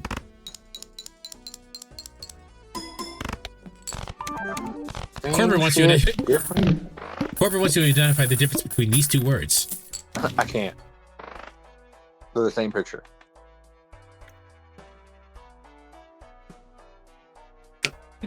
Excuse me. Yeah, oof, I hate 2000s cringe. As an FF fanboy, I loathe the feel of Strangers of Paradise. Which one was Strangers of Paradise? Which one was Strangers in Paradise? Was that the fucking... Was that the... I've come here to kill chaos. Is that one?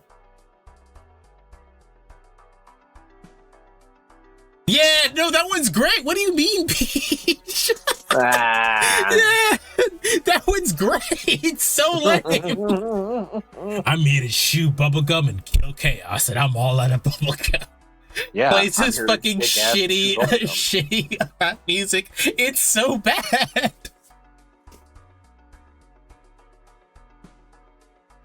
No, it's fucking great how bad it is. Come on, dude.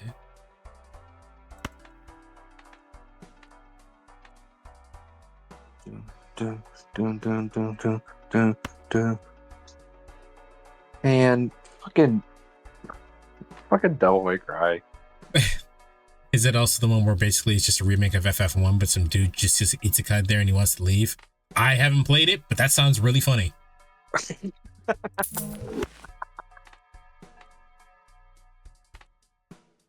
That sounds like exactly what I want. Sounds fucking hysterical. Goodbye, Nina Reno. Goodbye. Just eating.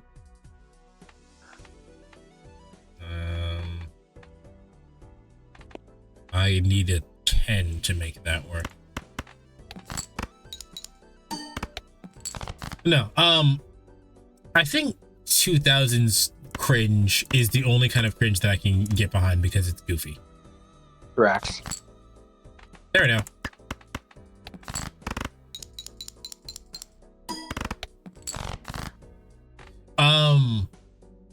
Favorite Devil Arm?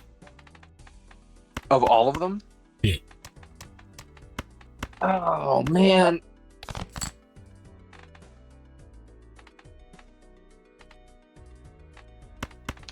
Oh, what's it called? Is it Pandora's Box in 4?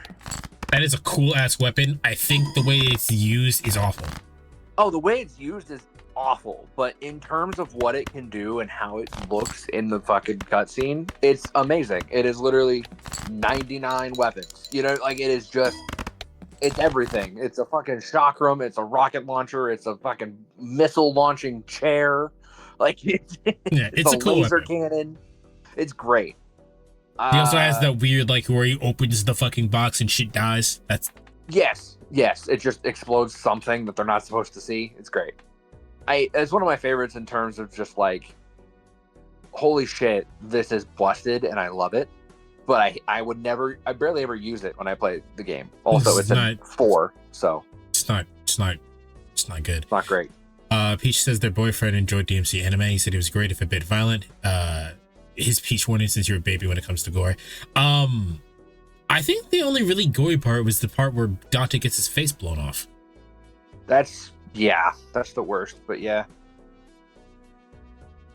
Listen, I'm not a baby when it comes to gore. I just think gore is just lame. Like, the entirety of Resident Evil bores the fuck out of me because a lot of it is just like, oh, this is weird and horrific. Also, I think the hot take, hot take, every character in Resident Evil is fucking boring. Have you not seen Mr. Leon Kennedy? That is the biggest piece of white bread ever. Dude, you have not watched that. You have not watched 4 or played 4. I have.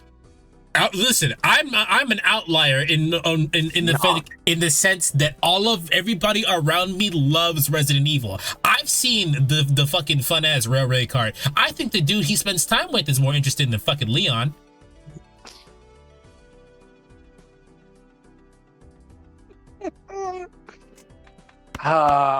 We're fighting more of Resident Evil than we are of Devil May Cry. I think Silent Hill is cooler than Resident Evil. It's too bad Konami hates Silent Hill. What's cooler than Resident Evil? Silent Hill. Oh, yeah. No, it is. I agree. Have you seen Silent Hill Ascension? I don't want to talk about that more than I have to. Jesus, dude. Yeah, no, I think I really wanted to like Wesker. Yeah, Wesker's another cool one. But he's not though. 7 minutes of playtime. Okay. All right, buddy. I can spare 7 minutes.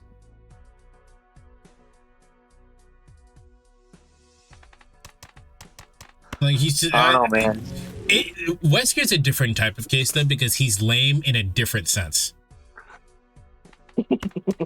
Like he's lame, but he's lame because he takes himself so seriously, and I don't mean that in the Devil May Cry way.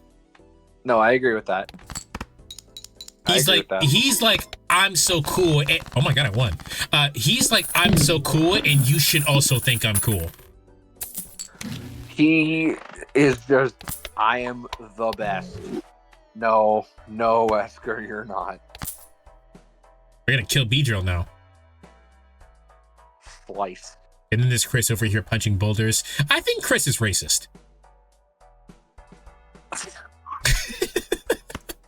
All right, let me explain. So I actually didn't know.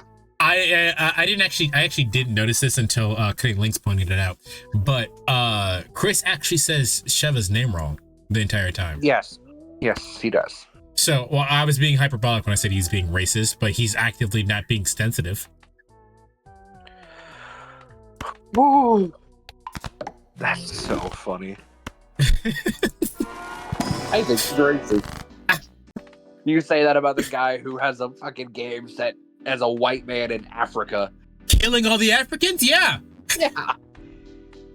Also, can we talk about how, I think it was 5, it might have been another game, where there's like an intro cutscene talking about, you know, Umbrella and all the bullshit. And it is a picture of a black baby and the words bioterror all over it. Is that the coughing baby I've been hearing about? Ever, huh? I said, is that the coughing baby I've heard so much about? No, that's a different baby. Well, actually, it might be the one you've heard about, but I'm thinking of a different baby. Oh man. My favorite devil arm, by the way, is probably King Cerberus. Yes. If we're not talking about mainland ones like fucking Yamato, because duh. But yeah. No, here's my thing. King Like Cerberus. I love Pandora's Box or whatever it's called for what it is. I hate using it. Yeah. Using wise, King Cerberus is one of my favorites. Or you gotta give it to Balrog or Ifrit or whatever the melee ones are. Yeah, it's sure. Just I'm gonna run them for their phones. Let me think.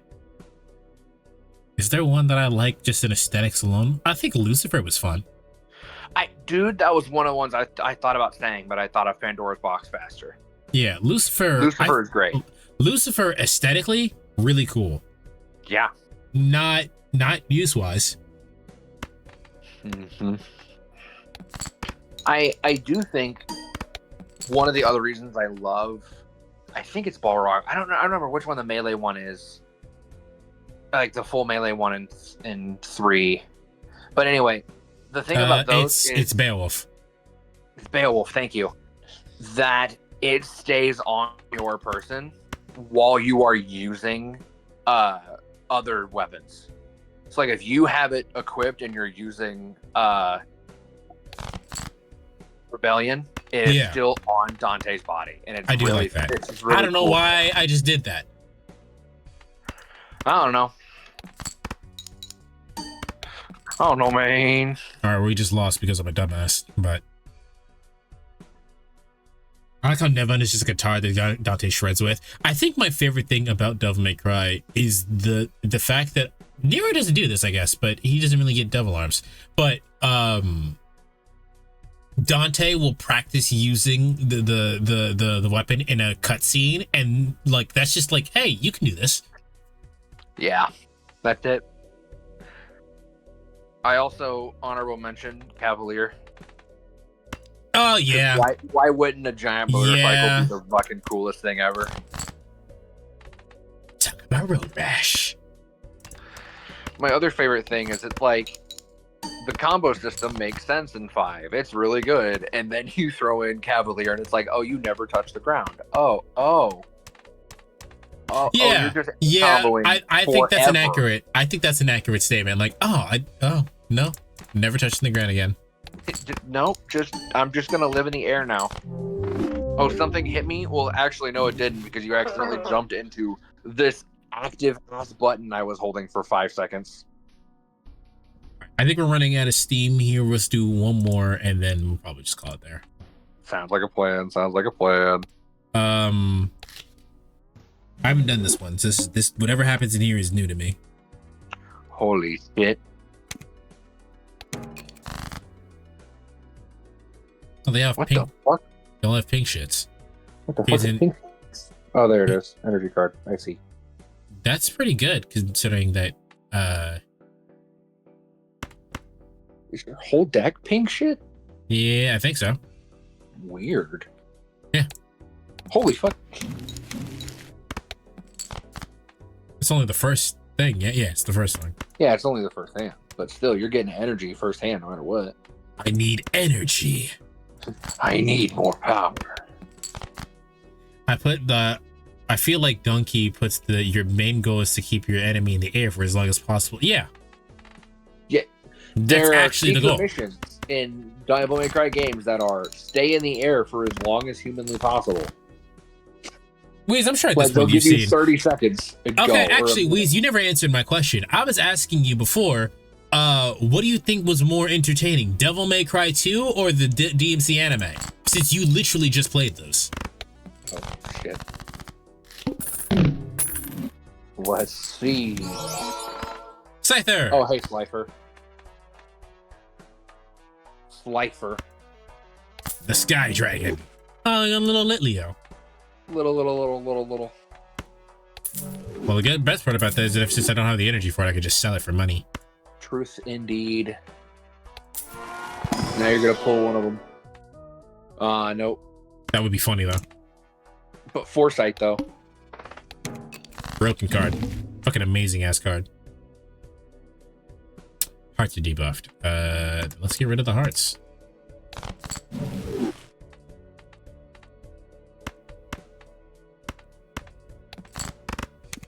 I didn't get far into DMC 2, but I think I'll give it to the anime. I think that says enough. You finished the anime. You did not finish Devil May Cry 2. I'm shocked you went past, like, the first 2 enemies. Again, my whole thing with Devil May Cry.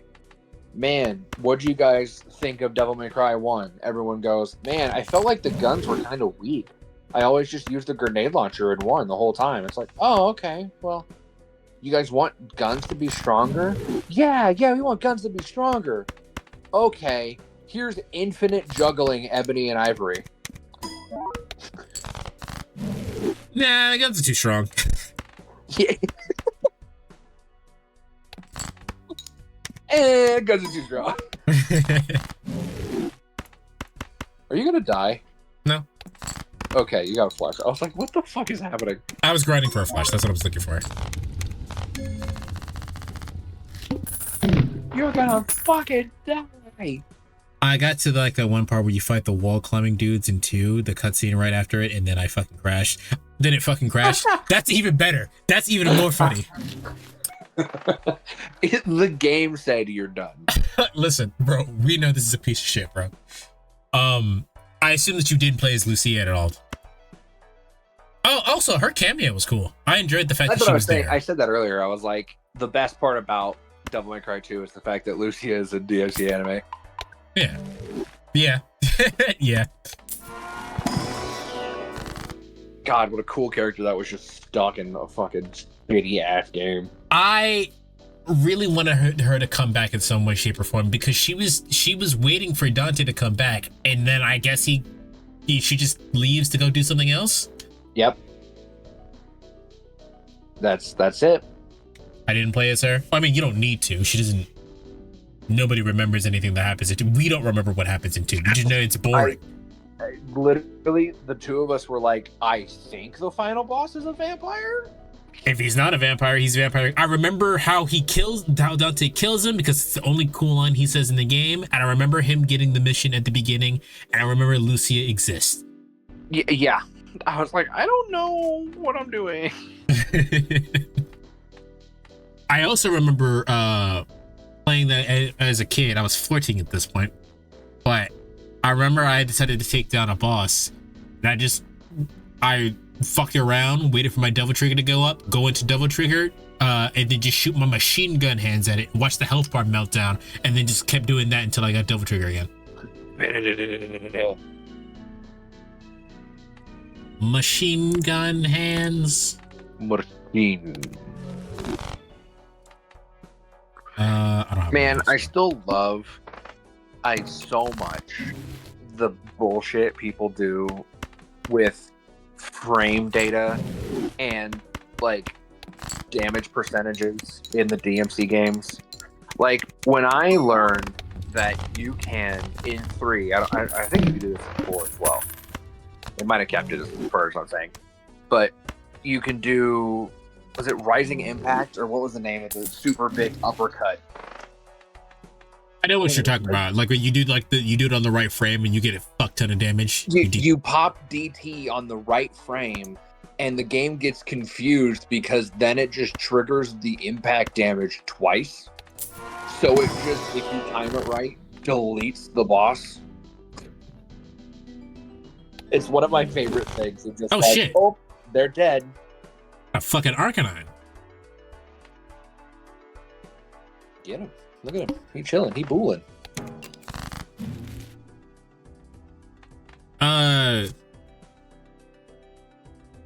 Shit, man. My favorite gun has got to be Twin Kalina Hands, though. That shit's got to be amazing. Did you guys like the shotgun in 3? I don't really switch off of Ebony and Ivory on any game that isn't Devil May Cry 5. I'm the one that you need to ask questions of weapons because I am the Dante super switchy man. In Devil May Cry 3, there is no fucking reason to ever do anything other than the stuff that you're using until you level them all the way up and you want to try the game on a harder difficult. Completely understand. Completely understand. Unless you're playing the modded version on PC or the Switch version. But I played that shit on the PlayStation from the HD collection. So there's just no reason to use anything that you're not comfortable using. I'm only giving you shit because you were like, yeah, when we're playing the game, I'll play as Nero and you play as Dante because style switching. Yeah, I didn't get it until like one random time when I was playing Devil May Cry 5. I was like, oh! Yeah, no. Literally, my lifeblood is Sword Trick Royal, Gunslinger. I can't wait for Pudgy to eventually get to play this game because I had to play Devil May Cry 1. She said she was gonna skip 2, but I kind of want to see her like understand why 2 is a bad game. All you have to do to understand how 2 is a bad game is literally boot it up, walk 5 feet, and there's a guy that comes over the bridge and tries to attack you, and you shoot him until he dies. That's all you have to do to go, oh, this sucks. The super best friends playthrough of Devil May Cry 2 is actually the beginning of the Devil May Cry 3 playthrough where they start Devil May Cry 2, start playing it. Yeah, they start playing Devil May Cry 2. They start shooting, the guns juggle the enemy, and then it just slowly transitions into Devil May Cry 3. I forgot they did that. That's how shitty that game is. But no, to answer the question about Coyote in 3, I think it was really good. I did miss, how you could quick step side to side in 1 and have it auto reload and just shoot like crazy. But then they didn't balance it around the fact that you could shoot, switch to Ebony Ivory, shoot twice, then shoot Coyote again. So literally it's like bang, bang, bang, bang, bang, bang, bang, bang. It just repeated over and over. So I also enjoy it because with like Coyote specifically, Gun Stinger is such a good move. Because you just jump up, blast the motherfucker with a shotgun, and then you just turn on the next one with Ebony and Ivory, juggle them for a minute, and then rainstorm them down. Are you going to play, because you asked a lot of questions about it, are you going to play DMC Devil May Cry? Or are you skipping that? I recommend playing it and generate an opinion for yourself. I think it's good. Other people do not think it's good. It's got pretty decent reviews on Steam. Yeah. I would, if you can help it, don't play the Steam version, play the definitive edition on console, but I mean, it is what it is. I always am recommending of like, man, just play it or at least watch it. Well, while I do think the story is probably the best one, excluding 5 out of the Devil May Cry games, I think you should play it. Understandable. I am gonna play it? Okay, good. Which version are you playing? As far as the DLC goes, don't play the DLC for Devil May Cry, DMC Devil May Cry. Just watch me play it. It's much funnier, and you'll have less pain. It's so much funnier, dude. You weren't there when I did the DLC, but I told you about how like I opened up, the cutscene ended to show you what you were supposed to do, and the game crashed. You also, I think, sent me a clip of you playing, and I just was laughing my ass off for like 20 minutes. It's fucking awful. Steam version? Insanely funny. Well, I mean, if you have the Steam version, it is what it is. I don't know when I should play it after. You should play it after 4. You know what? That's a great decision. You should play it after 4 because then if you're playing all the games in order like you currently are, that's when it came out in terms of like order of release. So it was like the order of release was 1, 2, 3, 3, 4, reboot 5. Damn, I every time we talk about DMC Devil May Cry, I just think about the leaked business meeting or corporate meeting they had about the game before the game launched. Oh yeah. Do you remember what I'm talking about? Yeah, like, Dante ain't no fucking yeah. Dante ain't no Brokeback Mountain. Writer, he is meth head. Was that one of the slides? Basically, I think I'm truncating it, but one of the things, it was basically Common Writer, and then it showed like a DJ that looked like he was on crack. Listen, bro. I actually, when I saw, did you see the preview trailers for DMC? Like the teaser trailers, not like So. Yeah, where he's a crackhead and like he's like smoking. He puts out a cigarette in one of the demons. Say what you want. I think that version of Dante was sick. It's not Devil May. It's not Devil May Cry Dante, but that's a cool character. Oh, I found it.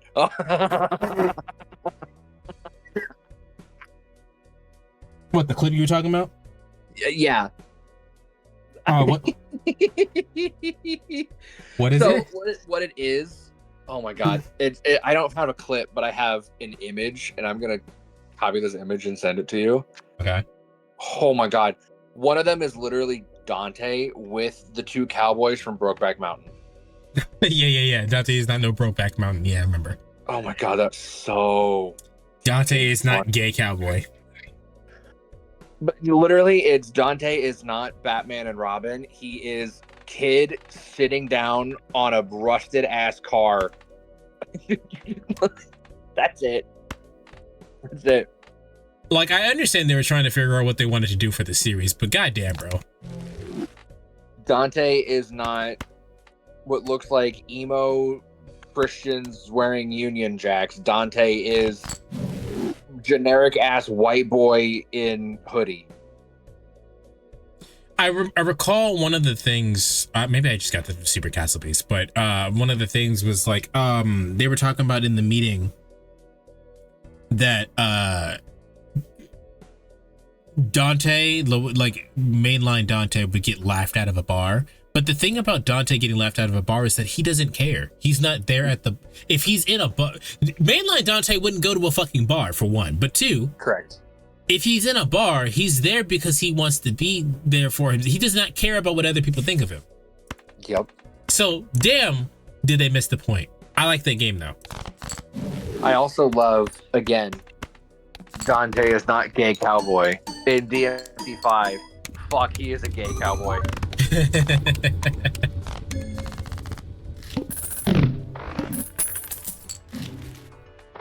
If you ever do a DMC marathon after you beat 1, you should boot up 2, play it a bit, and then just Alt F4 and boot up 3.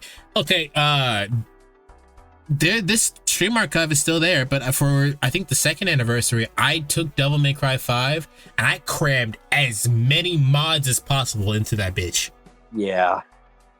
My favorite still being Samurai Virgil. Samurai Virgil's great. And White DT Virgil. My other thing is you cannot play DMC 5 without Virgil sitting in white plastic chair. You can't, because that's now more iconic than what he was originally actually sitting in.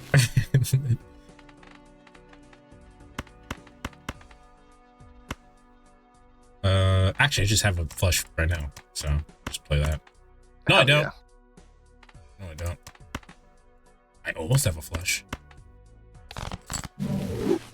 Now I have a flush. Look at you. You're learning. You've done it. Well, so people may be wondering why I didn't just play the flush that I could have had from the diamonds, and it's because with the Arcana my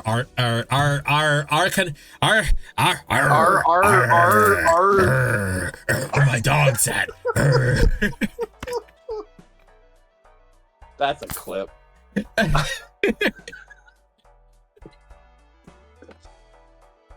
Well, the thing that I get from Arcanine is that every time I play a flush, all the cards become molt. So I get that's more cards molt. Does he actually sit in a plastic lawn chair? No. No, he does not. He sits in like a Clyfoth root ash tree. The chair.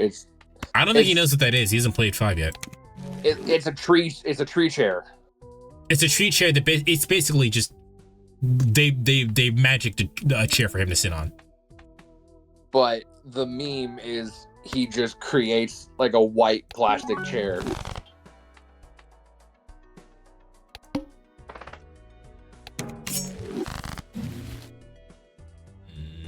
Oh no. Clearing notifications and someone's talking about Ronaldo and fucking City of the Wharves. Bro, alright, we're gonna talk about fighting games for now. What the actual fuck? Man, I already didn't like it. And then I found out from Castle Super Beast podcast, man, it really sucks that he has all those, rape allegations. It's like, what? Huh? Yeah. What? Yeah, like I already didn't like it, but like, so it was one of those things where you're like, Ronaldo's in Fatal Fury, and we're like, okay, who asked for this though? I did see a thing of they are trying to sell it to an audience of people of like in third world countries, something along the lines where it's like they love Ronaldo and they love soccer, and it's like having him included in a base roster includes that they might end up buying the game. Because if they put him as DLC, some people just go, well, if I buy DLC, that means the game isn't complete. What the hell is this? Correct.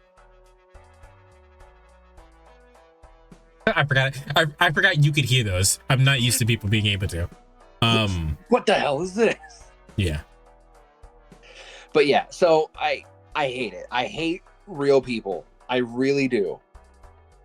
I also hate real people for... I said what I said.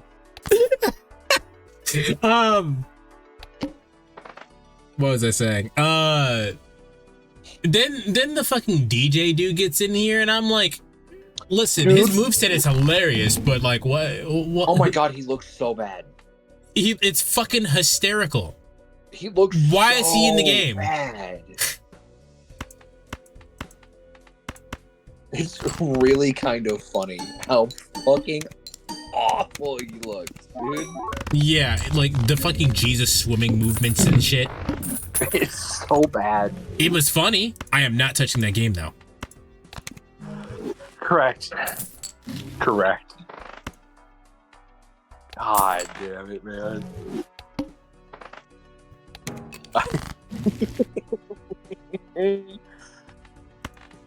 More money than God. That's all they're doing. Yeah. Like, I can do whatever I want with my... So I said, I was told you, I don't think I actually said it on stream, but fucking, I was talking about fucking, how rich people are now just, we were allowing rich people to do whatever they wanted, and now they need to fucking stop. They're ruining everything. Yep. Elon, whoever is in control of SNK. Stop it. Whoever that motherfucker is. Oh, like, I know, I'm just not, the video's already demonetized. Let's not make it worse. Man, we demonetized the shit out of it.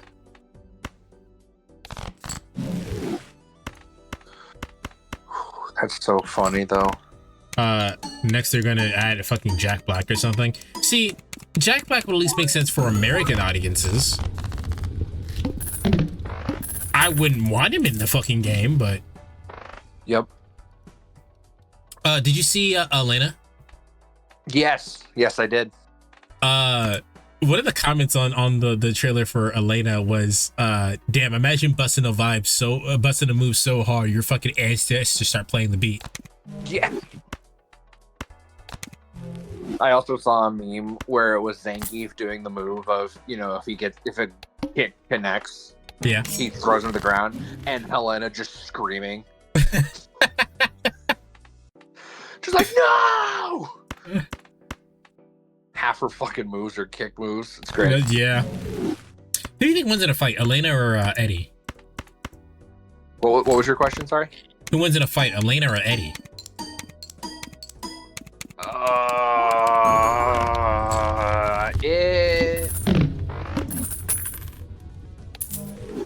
If Elena has a move where she could just regenerate her entire fucking life bar, probably her. Like Third Strike, where she just had a super where it was just like, yeah, it just gives her health back. I'm healed now. Let's fucking go again. It's like, no. No. No. But like, I don't like that. Eddie could combo beast the fuck out of her. I think Eddie's the character that a lot of newbies like playing, like people who've never touched a fighting game like playing, because you mash and shit happens. Literally, he is the definition of, I'm gonna roll my face on this keyboard and shit is just gonna die.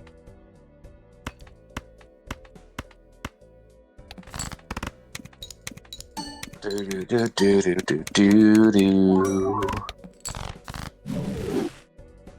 I wonder who they're gonna if they are making a Devil May Cry 6, and do you think Dante's gonna be in it?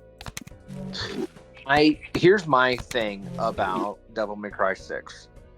There are two ways it can go.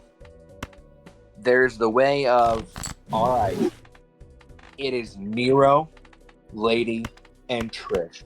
Dante and Virgil are fucking gone. And then the very end, they make a cameo or something, right? Mm-hmm. Or the entirety of Devil May Cry 6 takes place in hell, and you play as Dante and Virgil. I kind of hope that the second thing doesn't happen, because my main thing about why I don't like Resident Evil and the locations in Devil May Cry is because it's all fucking gray. Yep.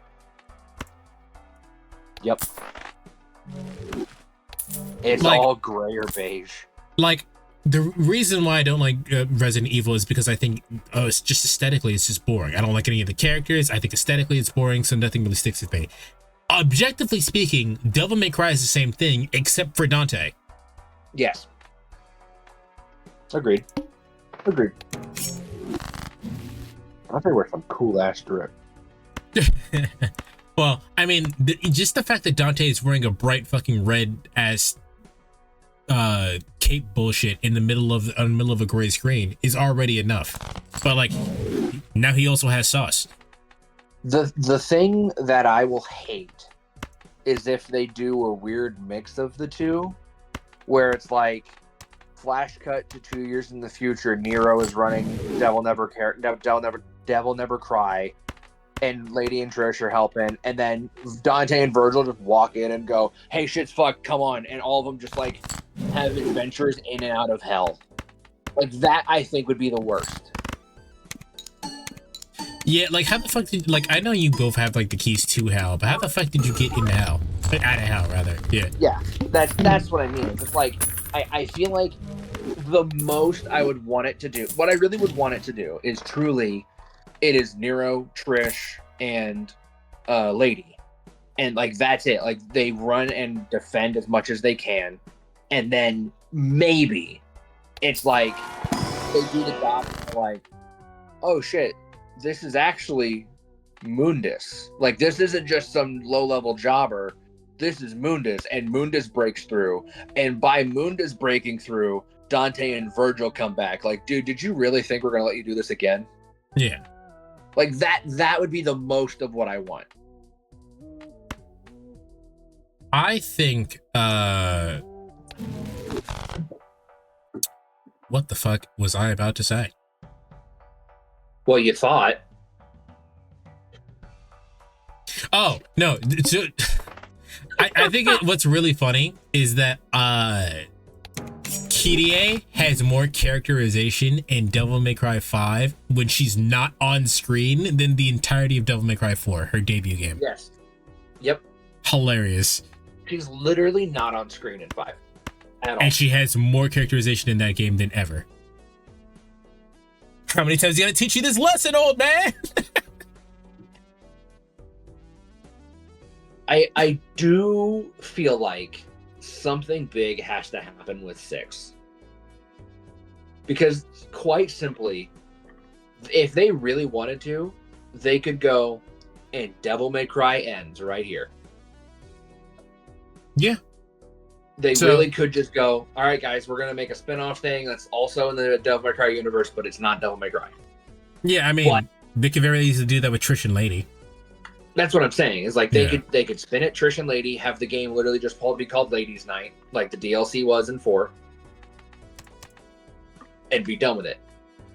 But if they are making a Devil May Cry 6 that includes the story of what has happened, they got to go somewhere. Something's got to happen. There's got to be another Temini Brew, or there's got to be Mundus comes back. Like something has to happen. I really do not want Mundus to come back. I'm gonna keep it buck. Here's the thing. I don't want it either, but I genuinely feel like that's one of the things that they're always going to do, because technically, when was the last time we saw Mundus, Antar? Well, doesn't he die in 1? What does he say in 1? Does he say he comes back? He said, I'll come back and kick your ass, effectively. And Dante goes, yeah, I'll warn my kid about you. Ha. Ha. And then everyone laughs at Nero, and they're like, oh my god, Dante's kid! And it's like, nope. But no, literally he goes, I will come back and beat the shit out of all of you sons of Sparta. And he goes, yeah, I'll warn my kid about you. And finally kills Mundus. Lee says, imagine if this continued the DMC Devil May Cry series. I think I'm the only one who wouldn't be mad at that. Yeah, you are literally the one person on Earth where if they said, here's DMC Devil May Cry 2, you'd be like, okay, I'm in. All right, let's go. How you been? How you doing, Slim? Slim, have you seen the Devil May Cry anime? Yeah, I think I'm the only one on the planet, and that includes people who played it and enjoyed it. I think I'm the only one that would be like, yeah, sequel time. My criticism of the game is literally just don't call it Devil May Cry, and I think it's a fantastic game. I think it's a great game. Slim, what did you think of the Devil May Cry anime, man? Talking to me? Slim, in chat. Okay, I was like, you talking to me? Did we have an hour-long discussion about that? If the game is like Pokemon, I'm playing a mod right now. I thought it was okay. I agree. Yeah, conversation over. We all agree. I thought it was okay. Could have been better. It could have been better. It could have been a lot worse too. It could have been Devil May Cry 2. Listen, like, I'm just tired of people dooming on shit, bro. Like, it wasn't the best thing. It's not what you wanted. I understand that. It's not soulless, and it's not the Last Airbender. All right, relax. Okay. What the fuck? Like, I'm thinking about, again, the possibility of Devil May Cry 6, and I'm like, what the fuck actually could they do that doesn't involve Mundus? I think they just have to keep Dante and Virgil out of it. Yeah, I would be fine with that. I don't think the larger audience would be. Yeah, but like the larger audience is yeah, I get you. It wasn't the best. Yeah, it could have been worse. Some people just left the shit on things. Some people just like complaining. And as someone who likes complaining, I understand that. But can we complain about shit that's relevant? Like, the issue that I took with a lot of the criticisms that happen is that some of the criticisms are actually good criticisms. Mm-hmm. How are you going to underhand your good criticism with a bunch of ones that don't make any fucking sense? Yeah. Yep. Can we complain about the Switch 2 instead? What about the Switch 2? That's the real question. What about the Switch 2 are we complaining about? Man, I can't wait to own a Switch 2 for the cost of 700 fucking USD. Bro, first off, I saw the Switch 2 announcement. Like, you know, the little teaser thing that they did? Yeah. At that point, I was like, nah, fuck this. I don't care about this. Because even the energy on that trailer was like, man, here, damn. Stop asking about the Switch 2. Fuck, here. It's here. Shut the fuck up. Here's what I'll say. I'm like, God damn, it's gonna cost me an arm and a leg to get it. It'll be cheaper if I went into fucking Canada and bought it there and fucking drove back into the United States to not have to pay the United States tariff. And then I also think about it and go, man, the only reason I would fucking play a Switch 2 right now is for the GameCube games and Kirby Air Riders. The only fucking reason I care about it right now. The Switch 1 should have already come out with these hardware upgrades. It from a FromSoft exclusive game on the Switch 2 is BS. Oh yeah, I'm so glad I don't like FromSoft games. Oh dude, I love FromSoft games. I would be pissed if I was y'all. I am a FromSoft gamer. You know that about me. Yeah. Here's my thing.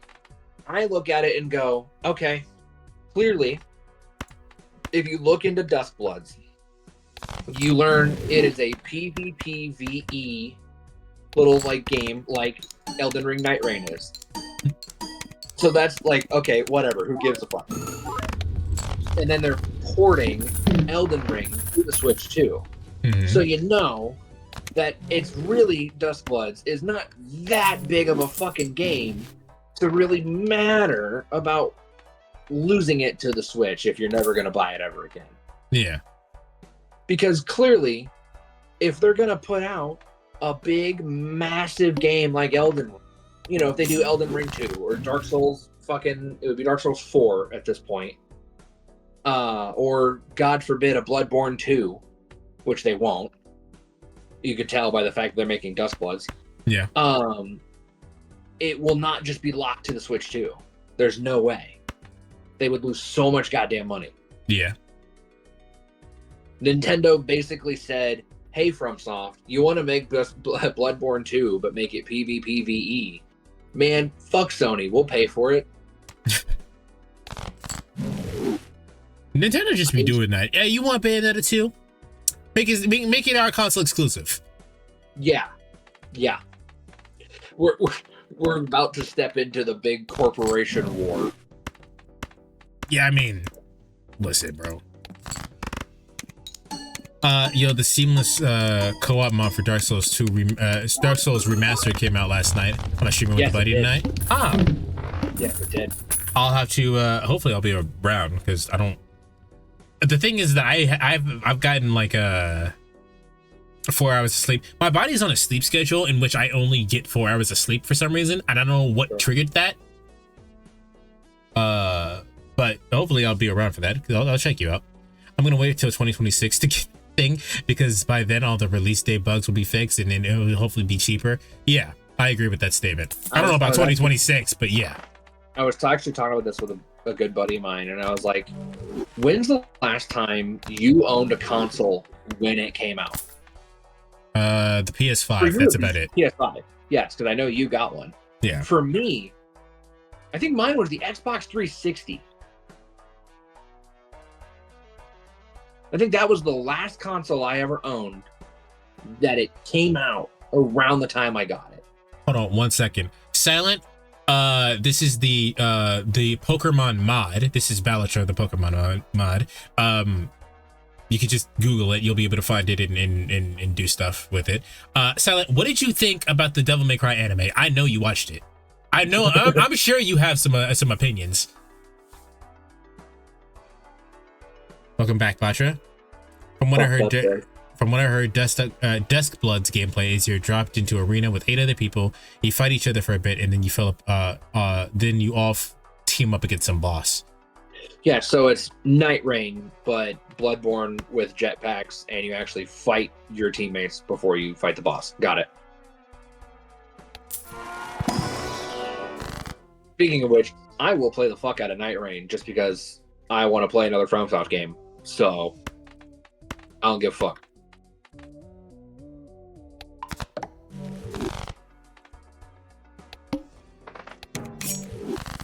My personal opinion, it was amazing, but they did some characters dirty. There you go. I'm so glad that we don't have what term do I want to use? Doomers? Edgelords?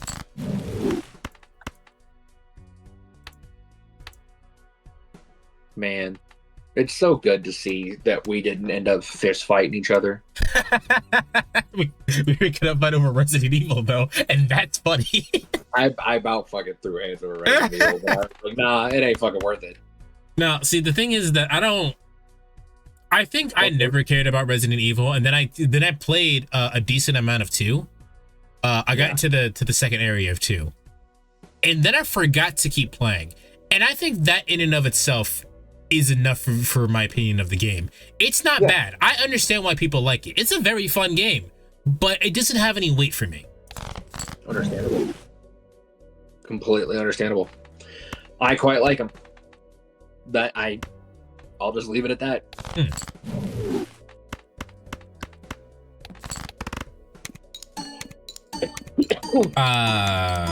Like Cavalier Angelo, the guy who could fly, they did him so dirty. I guess he didn't really fly, did he? No, he did not do a fucking thing. One of my single player games to go through after 15 will be Elder Ring. Oh yeah, I forgot you were playing 15. How's that going? Final Fantasy 15. Logan, are you getting the Steam version of Night Rain? Yes, I will be getting the Steam version of Night Rain. Sam, I get tired of looking for items indoors the whole damn game.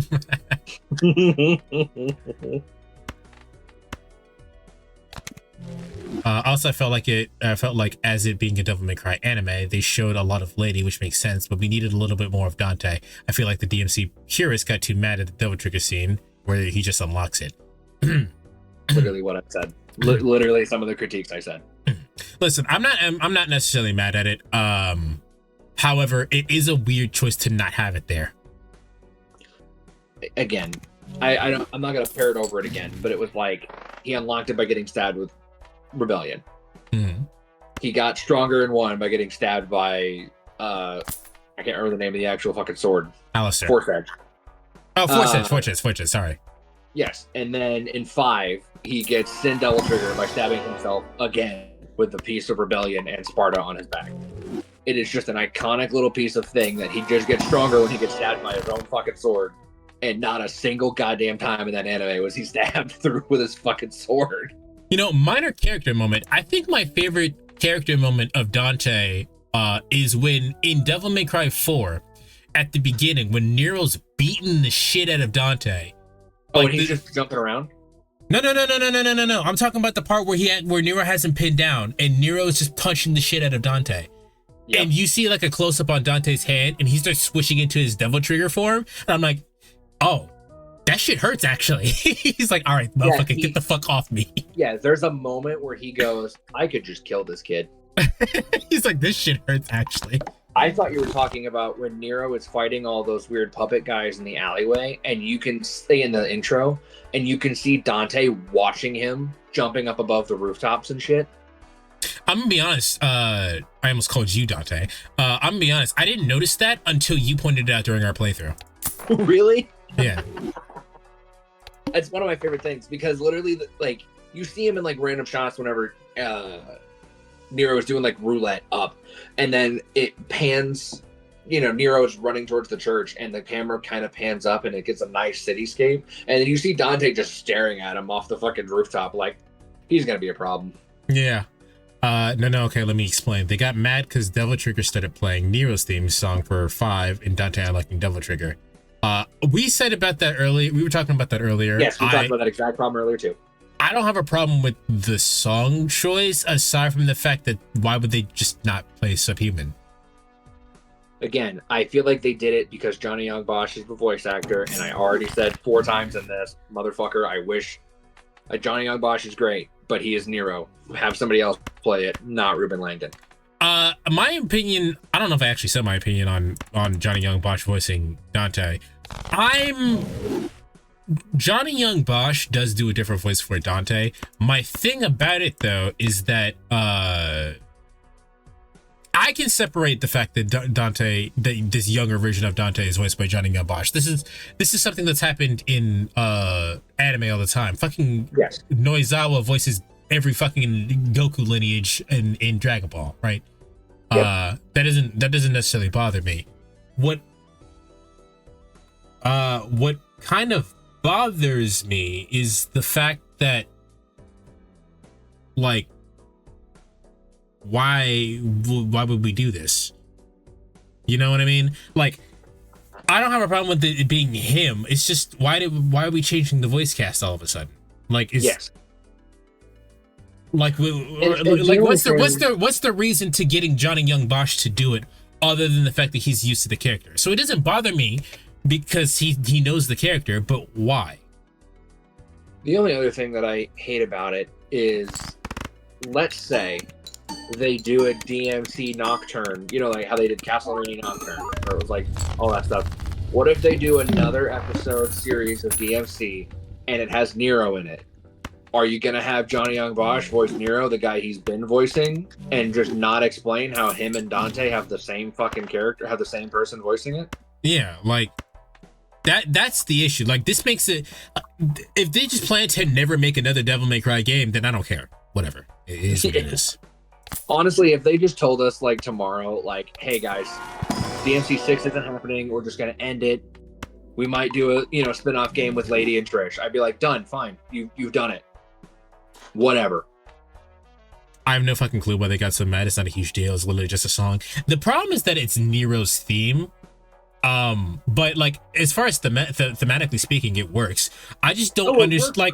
Like the thing is, like, I understand why people are mad. So mad, I don't know. But why people are mad is that, like, Dante has his own theme. Just play he has several themes. It's not like this is even his first rodeo. We heard V's theme before we heard Dante's theme in Dante's own show. Okay, I was not tripping. It was V's theme. Yeah, we heard Crimson Cloud. Yeah.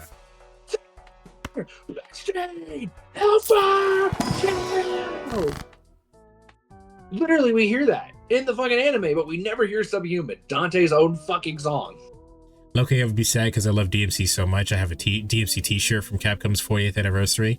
I would be sad, but like, this is, if they plan to never do another Devil May Cry game again, this is a good place to do that.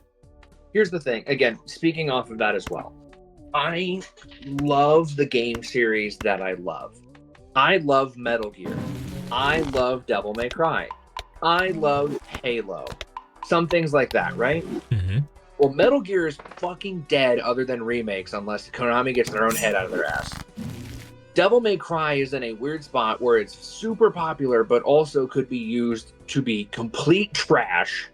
And Halo got mismanaged to the point where no one trusts anything they've made since Halo, like, 4 because that game was so bad. I am just used to games getting to a point where I would rather have them died a game prior than do what they did. I am of the mind that Naruto should have ended. Yes, I'm down for that. I would preach for that as well. As someone who didn't even fucking watch Boruto.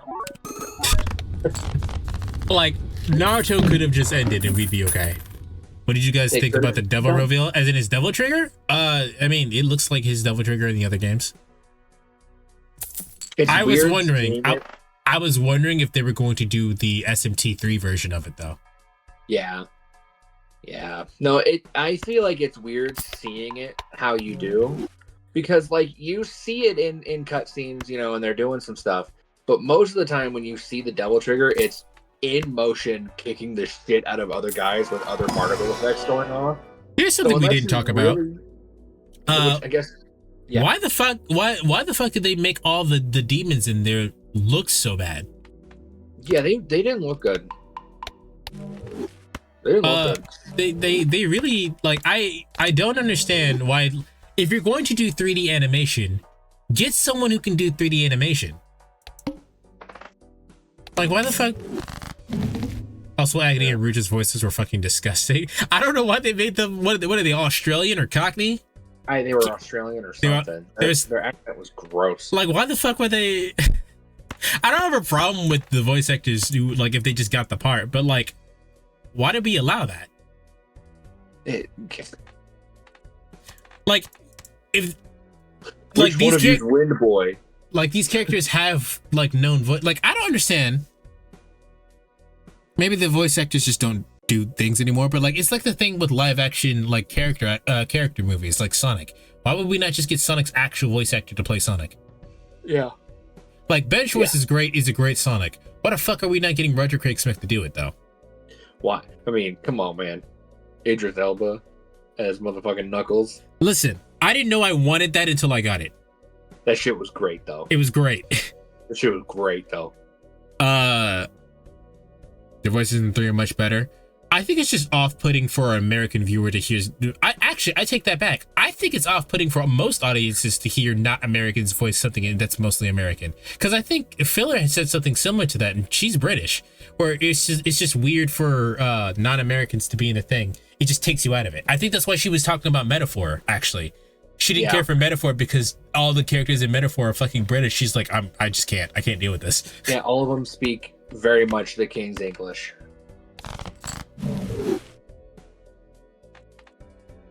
I knew that would do that to me. Fucking Christ. You can see the next 5 cards you draw, gamer. That's not the issue. The issue is that the next 5 cards weren't a flush. Oh, man. Drat.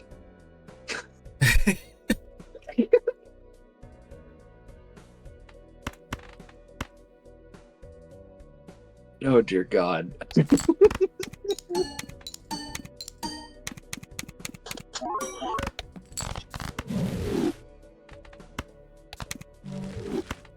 Energize.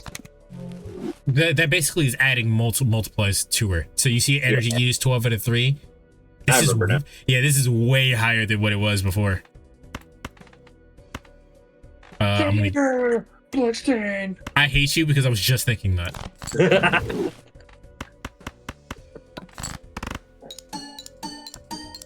Man, I gotta admit, they gave a really, really, really cool theme to a character that is just standing there and reading poetry while shit just dies. Again, I am that storm. Virgil wouldn't say that. Yes, he would. Yes, he would. It just made me cringe so hard. Listen, Virgil is cringy. If anything, V proves that more than anything else. Oh, no, he does. V proves it 100%, but it was just really funny. Okay. It's just the way he said it, I think, is what made me laugh. He goes, there is a storm approaching, looks at camera. That storm is me. Yeah, I am that storm. And the needle drop of, I am the storm that is approaching. It's like, guys, it was a lot. If you just had, there is a storm approaching, and then the song dropped, that would have been better.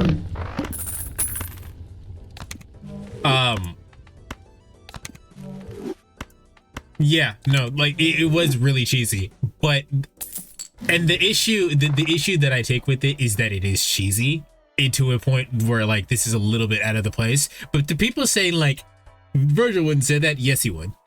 Oh no, I'm not fighting the point that he would say it. It's just he says there is a storm / I am the storm 3 fucking times in 3 sentences. Yeah.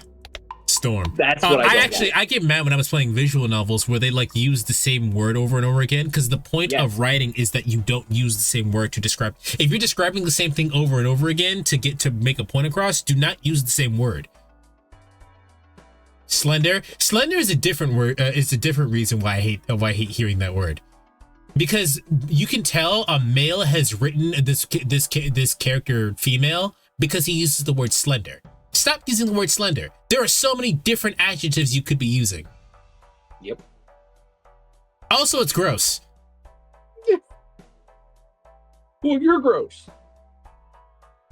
No, like listen, like what if I described a very attractive girl as man, that girl over there is real slender. Like, you just be like, shut the fuck up. Shut up. No, it's gross. I'm just stop fucking around. Fuck, cut that out. Get some help.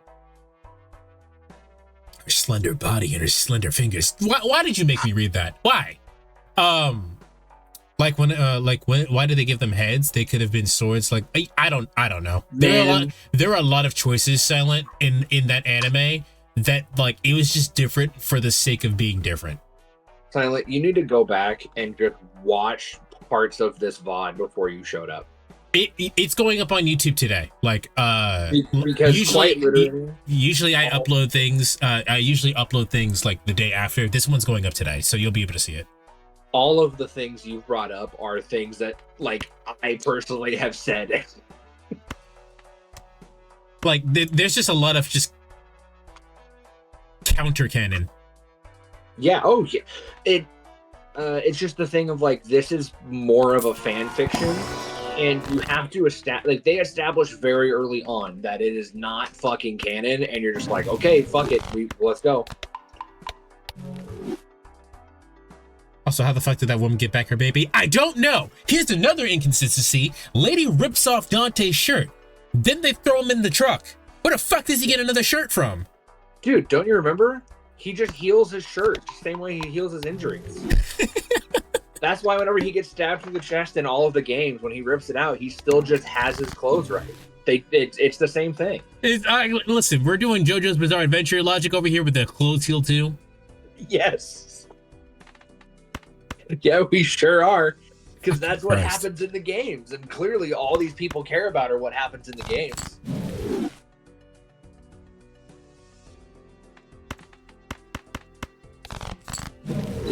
Go watch fucking DMC 4, him ripping that shit out of his chest. His clothes are totally fine. Let me explain. They went back to H&M and got him one? I guess so.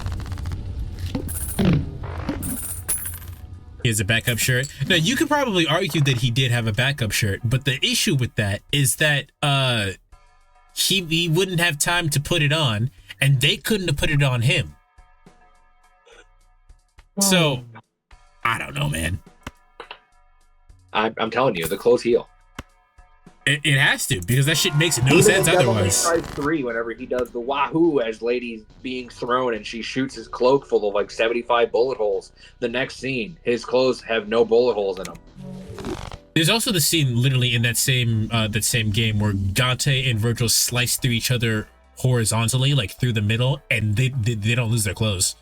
Yeah, their clothes have a higher threshold than their skin. Piccolo has a clothes beam. Healing clothes doesn't sound that far-fetched. I'm telling you, man. But my point, though, is that this was not established in the show, which is why I'm like, where the fuck did he get a shirt from? In the games, they just don't take damage. Their model just doesn't change. Yeah. Like even in Devil May Cry 5, Dante stabs himself in the fucking stomach, and then his clothes disappear as he turns into Cindy T. Right? Yep. So you can literally just magic that shit away. That's not established in fact, it's specifically established in the show that it's not magic. Yeah, they say there's no fucking demon magic. It's all pseudoscience.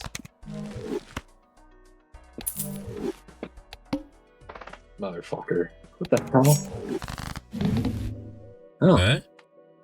Random types. I don't know what fucking type is debuffed, but they're debuffed. It doesn't really matter. You know what? I don't give a fuck. I mean, I don't. See? Oop. How far can we go? How far can you go? How far can you go? I'm just having you here, man. Let's all agree that it was good, though. I liked it. But yes, from a standard of not liking it to liking it, I liked it. Was it the best thing ever? No. I actually said that it did. I said that at the beginning. I think when I finished it for the first time, I thought it was a 10 out of 10. I have reneged on that a little bit and said that it's now like an 8 or a 9 out of 10. And my highest standard for anything is a 12 out of 10. It is not a 12 out of 10. Even on the first viewing, it's not a 12 out of 10. Yep. I mean, they're the Sons of Sparta, so I assume that we need some strong fabric. Is it? It's not the same coat, right? Dante does not have the same coat as he does from the previous generations. No, I don't think so. I think it's a slightly different coat. They have a PhD in quantum theory. He doesn't have his nipple leather thing that he has in 3. Isn't that just his holsters? Yeah, but they also say it's part of his jacket. Oh, do they? Nipple leather covers. I know what you meant. I knew what you meant. Yeah, I mean, I did. Oh, fucking. For a second, I thought you were referring to like buttons that were just really big. So I was like, is he talking about like Eggman's like golden nipples? Are we talking? I just remember what I was thinking. I'm in 7 Deadly Sins. Gross. One of the characters loses his clothes sometimes, and he just happens to find the exact same fit somewhere all the time. No. No. Okay. No.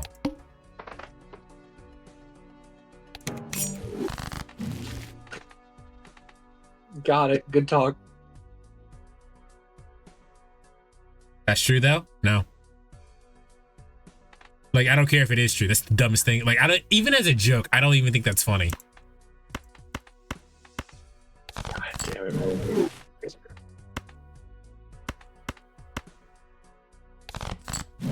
Sometimes I love my laugh where I just am really quiet. Nobody can hear. Because you're just like, no, and I'm actively losing my shit back here.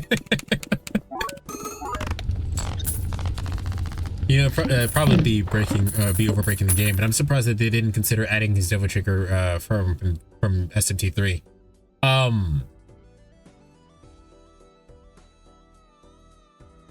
You've lost me from SMT3 or his SMT3 or his SMT style design from Devil May Cry 3. But then again, that's great. That's granted because Dante and Rydell pretty much have the same character code for that with the shade of paint. But yeah. They are, as far as SMT3 goes, they are the same character.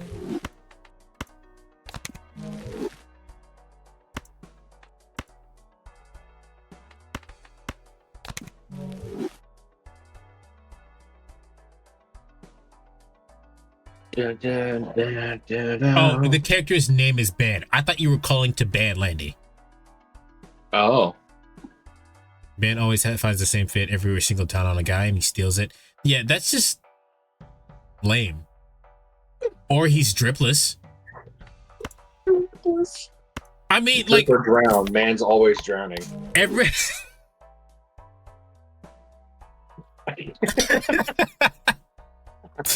I mean, like, you gotta think about that, bro. Like, every town you go, someone has your exact same fit. Either you're lame or you're lame. There's no in between, lame ass. Like, you're lame. Dripless, no hose. Drown.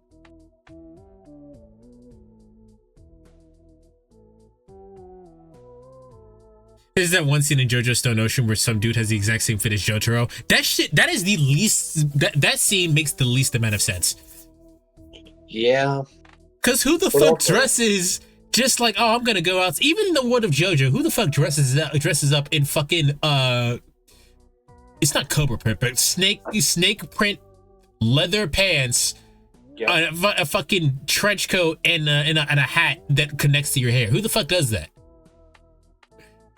I don't know, the same guy that saw Majima and Yakuza and said, I'm gonna copy that guy's fit, and then got his ass kicked in Kiwami because Kiryu thought he was a Majima everywhere.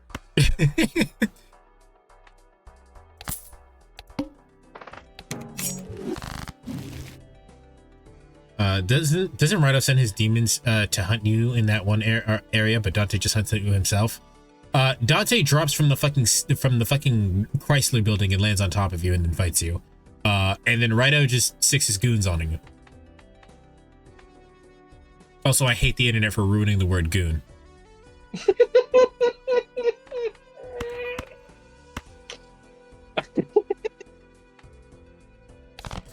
That's the most real shit you've said all day.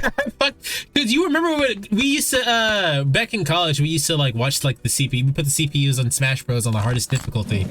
And then we just watch them fight. And it was like, anytime I chose like a big body character, I was like, oh, it's the Goon Squad. And now if you say that shit, that means something completely different. That means they be jorking. They be jorking it. And when I say it, I mean their peanuts. The pee-pee.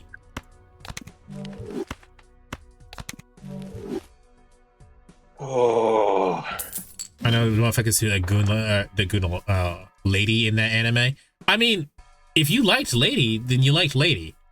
I don't think she's so much of a departure that I could hate her, but I did like her when she was not screaming curse words every 3 seconds.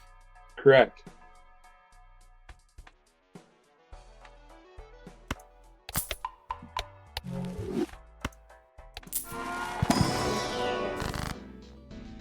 The internet has ruined many a word. It's true. Goodbye, Golbat. The internet has ruined many a word. Remember when we all thought gay meant happy?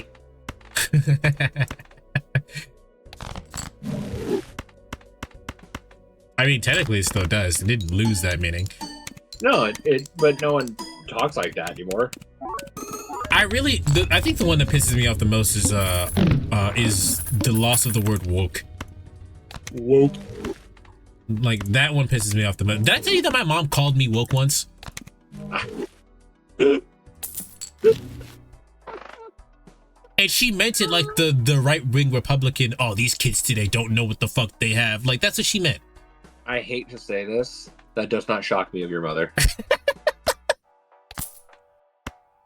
Remember, your mom doesn't like me. Yeah. Listen, bro. If I didn't live here, bro. I know.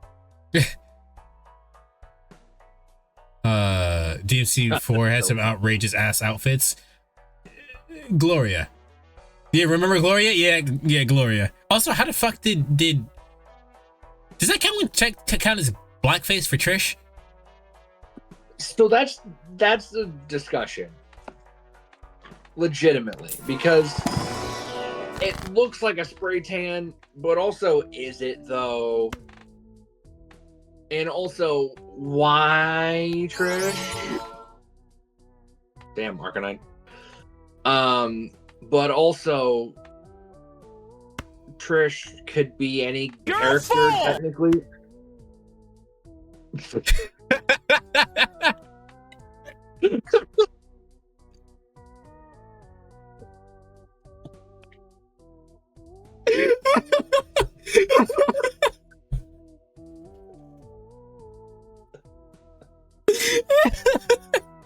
All right, we should just cut stream. Nothing's gonna be funnier than that.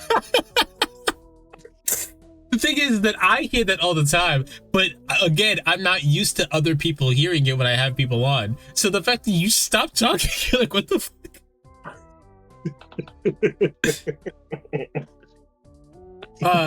That's just what happens if you type the word stupid or dumb in chat. Like it'll play that sound clip. But like I'm used to other people not being able to hear it. That's so funny. God, I gotta get you out of here, bro. I'm crying. Let me read chat real quick. If the female character is attractive in any way, shape, or form, they're gonna fucking goon to them. It's true. Yeah, I remember hitting someone with the "if gay means happy," that I'm straight as hell in middle school, and they just called me gay as hell. Well, I mean, you are, you're bi. Goon back then was a bad person. Now goon is just stupid. It's just stupid because of weird people. Listen, even the weird like fetishy one. That until the internet got a hold of that, like until like mainstream media got a hold of that, that was relegated to that small community, and now everybody's like, oh, gooning, yeah. Yep. What are we talking about? I feel like it's not too hard to not be liked by Nate's mom. It's true.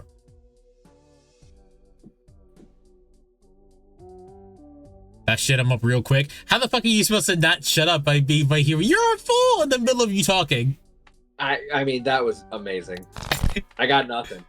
I got nothing.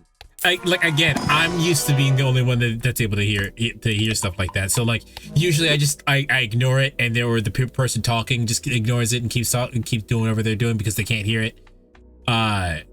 It killed me. We were like, what the fuck? It's just like. I didn't have anywhere to go either. I was just, like, I don't know, maybe because she's a demon, she can be whatever thing she wants to be, and then it's just like, that's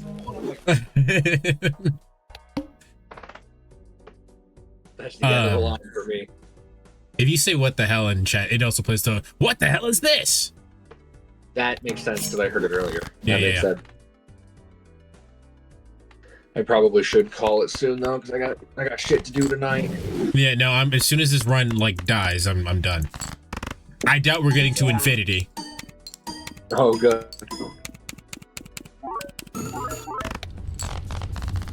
I don't know. You're already at 709,000. I don't think we're getting to infinity. Listen, I can buff these things as much as I want to, but unless we get the thing that also increases chips. Not chips. Everybody sing "From London to the Bay." I forgot that one was even in here. Sorry, that. What the hell is this? Yeah, that one threw me off. Pizza Time also is another one. What were we talking about? Oh, unless we keep getting Jupiter, which so far we are, it's just not gonna work. What the hell are we even talking about? It's bullshit. It is bullshit.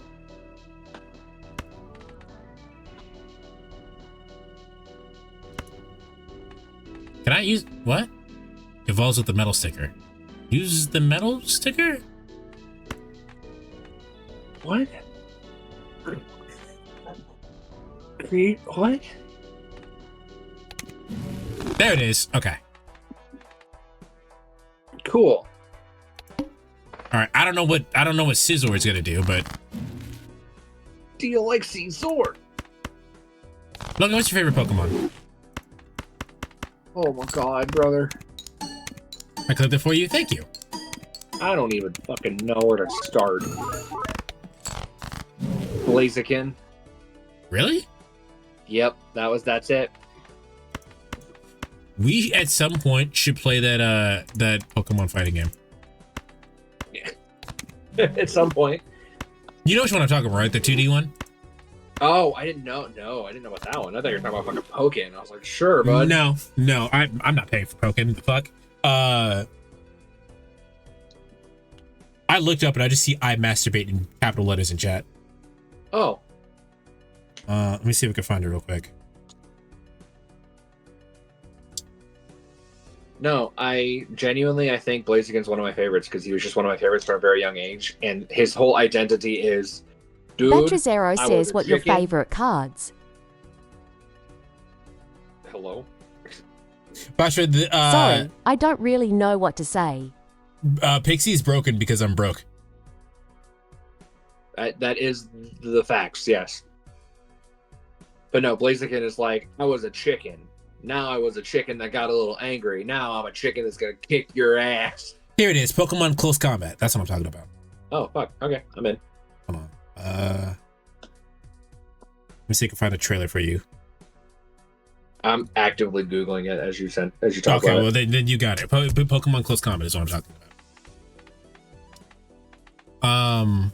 This reminds me of the tweet I saw where it went like, I do not goon, I do not edge, I do not crick my hog, I do not jerk, I masturbate, and if I don't like it, I don't. What the fuck? It's just it is just a picture of the critique from Ratatouille.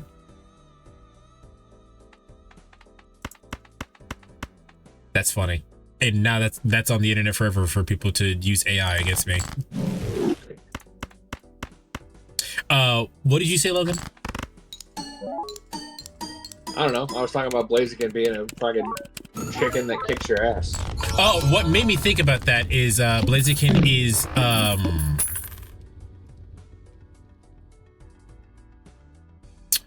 Blaziken is in that game. There we go. Oh, there you go.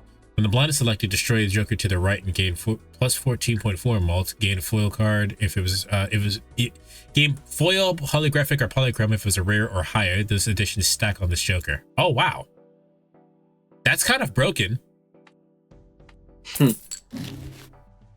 Hell, maybe. Gore. Little bitch, I'm Igor. Jesus Christ. Do you like waffles? Yeah, we like waffles. Do you like... Tonight on Devil May Cook, we'll be making the Berry Delight. I've seen that, that meme going around. Goodbye, Star You.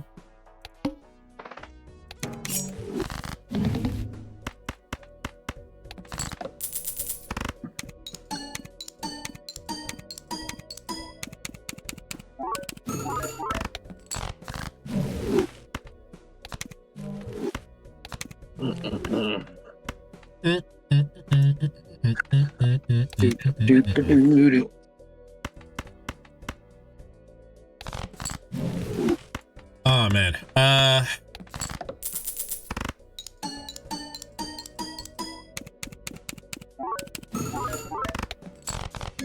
Yay.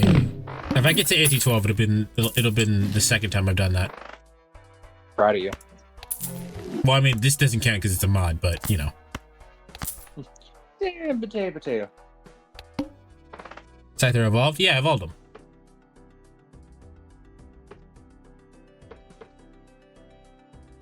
Can I do 10,000? I don't think I can.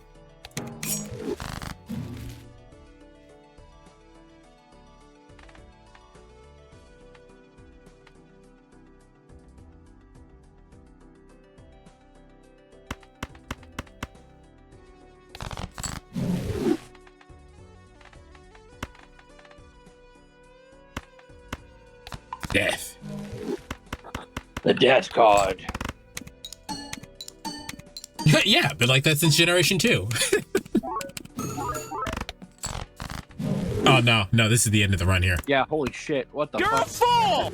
Am I? You are a fool.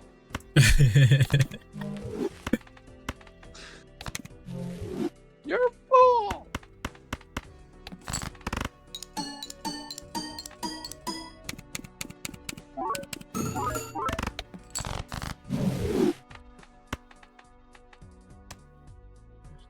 To make you go, ooh. I agree.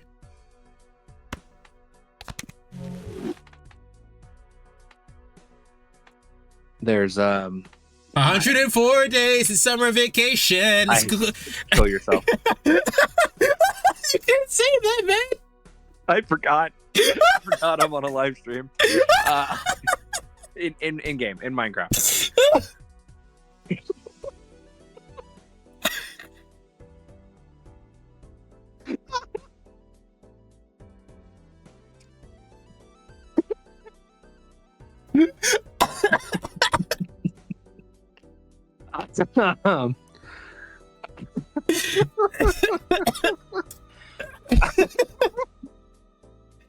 Oh man, I wish we could clip that because that would be so fucking great.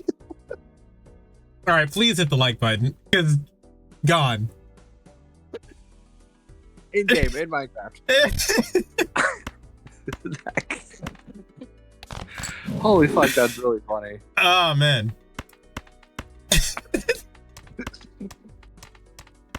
Just the immediateness of it too. Just stop now.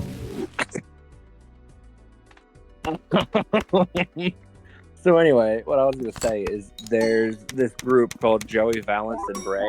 Mm-hmm. They have a song called RN, or Right Now, and it's a bunch of anime and video game references. And that's the one I'm singing where, you know, they got a part of it where it's like, you must be goofy, feeling like I'm Sora. Now I'm going platinum, aura. Wow. And on my money, I'm 3-4. Oh, I think it goes stand on my money on 3-4, metal, steal like Caesar. Caesar. Something, little bitch, I'm Igor. That's what I keep thinking of every time we talk about Caesar. I really do like Caesar though. Caesar is one of my favorites. He's great. I was actually talking about this yesterday because we've been doing what is it? Fucking Pokemon TCG. Pocket. There you go. Yeah. Do you know who has been glued to just like every Pokemon thing I've ever done? Fucking Giratina. Really? Giratina is just in. I don't know why I'm over here trying to play the game. Giratina is just in everything that I'm in. Like when I was doing Poker Rogue, the first one, the furthest I got was with Giratina. I keep getting the Giratina cards in fucking Pocket. Interesting. Also, Weezlink did the fucking low tier god thing. That's a good one. that lightning bolt image is just iconic.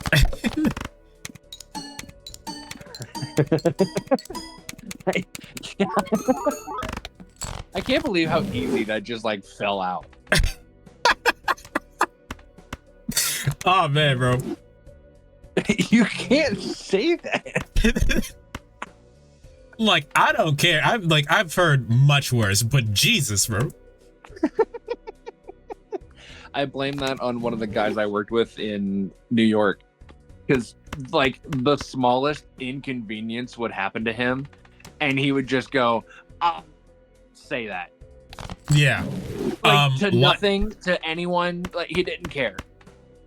Life is also like that.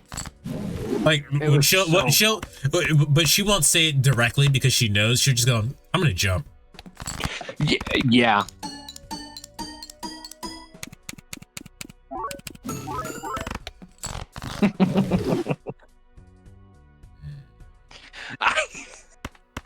Man, that came out of me like a fucking pistol shot.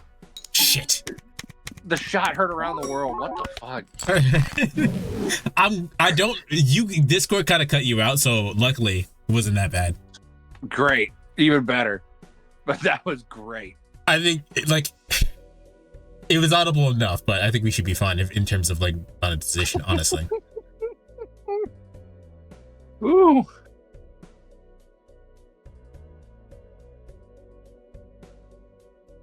You got far with the run. I did get really far with that Giratina run. I got to the end. I lost to the actual boss. I'm pretty positive with Giratina. Mm-hmm. Have you played Poker Rogue? No. You would enjoy it. It's a browser game for one.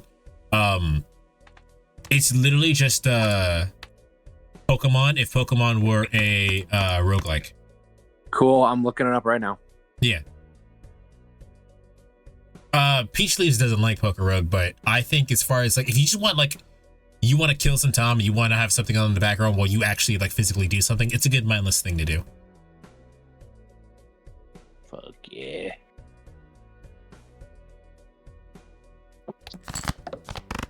So anyway, I don't know if you're gonna beat this one.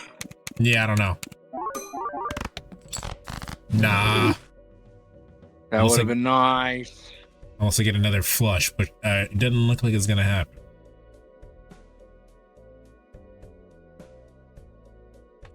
What other hands can I have? I have 2 pairs and I have full houses.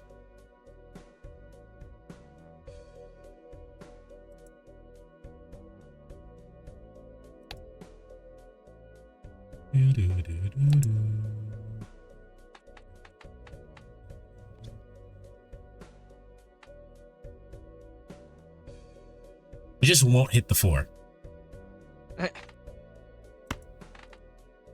Just don't.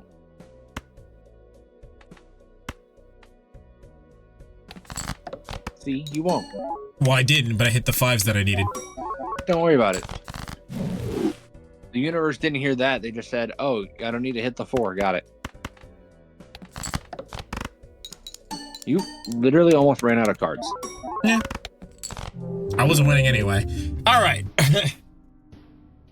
There's an image of some kind of life sim, and you can set what character says when they're happy and when they're sad. But someone put the happy one is bitches love my mustache, and the sad one is this time I'm really gonna do it.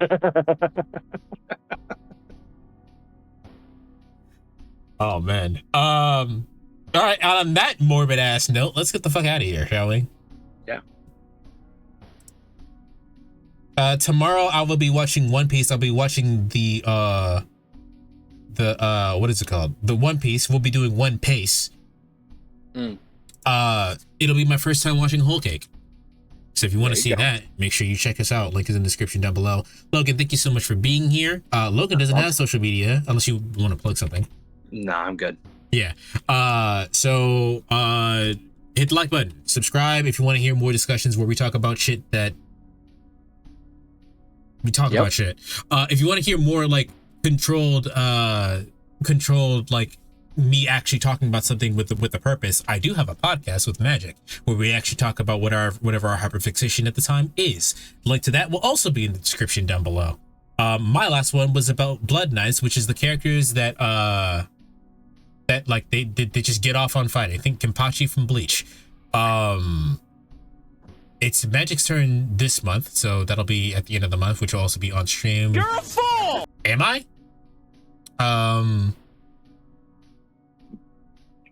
Yep. I think that's it. We're rating into Cunning Links. What is Links doing? Links is having a friendly Friday. Maybe I'll go talk shit with him too. But Logan, thank you so much for hanging out with me. Chat, thank you so much for hanging out with me, and I will see you guys when I see you guys. Goodbye.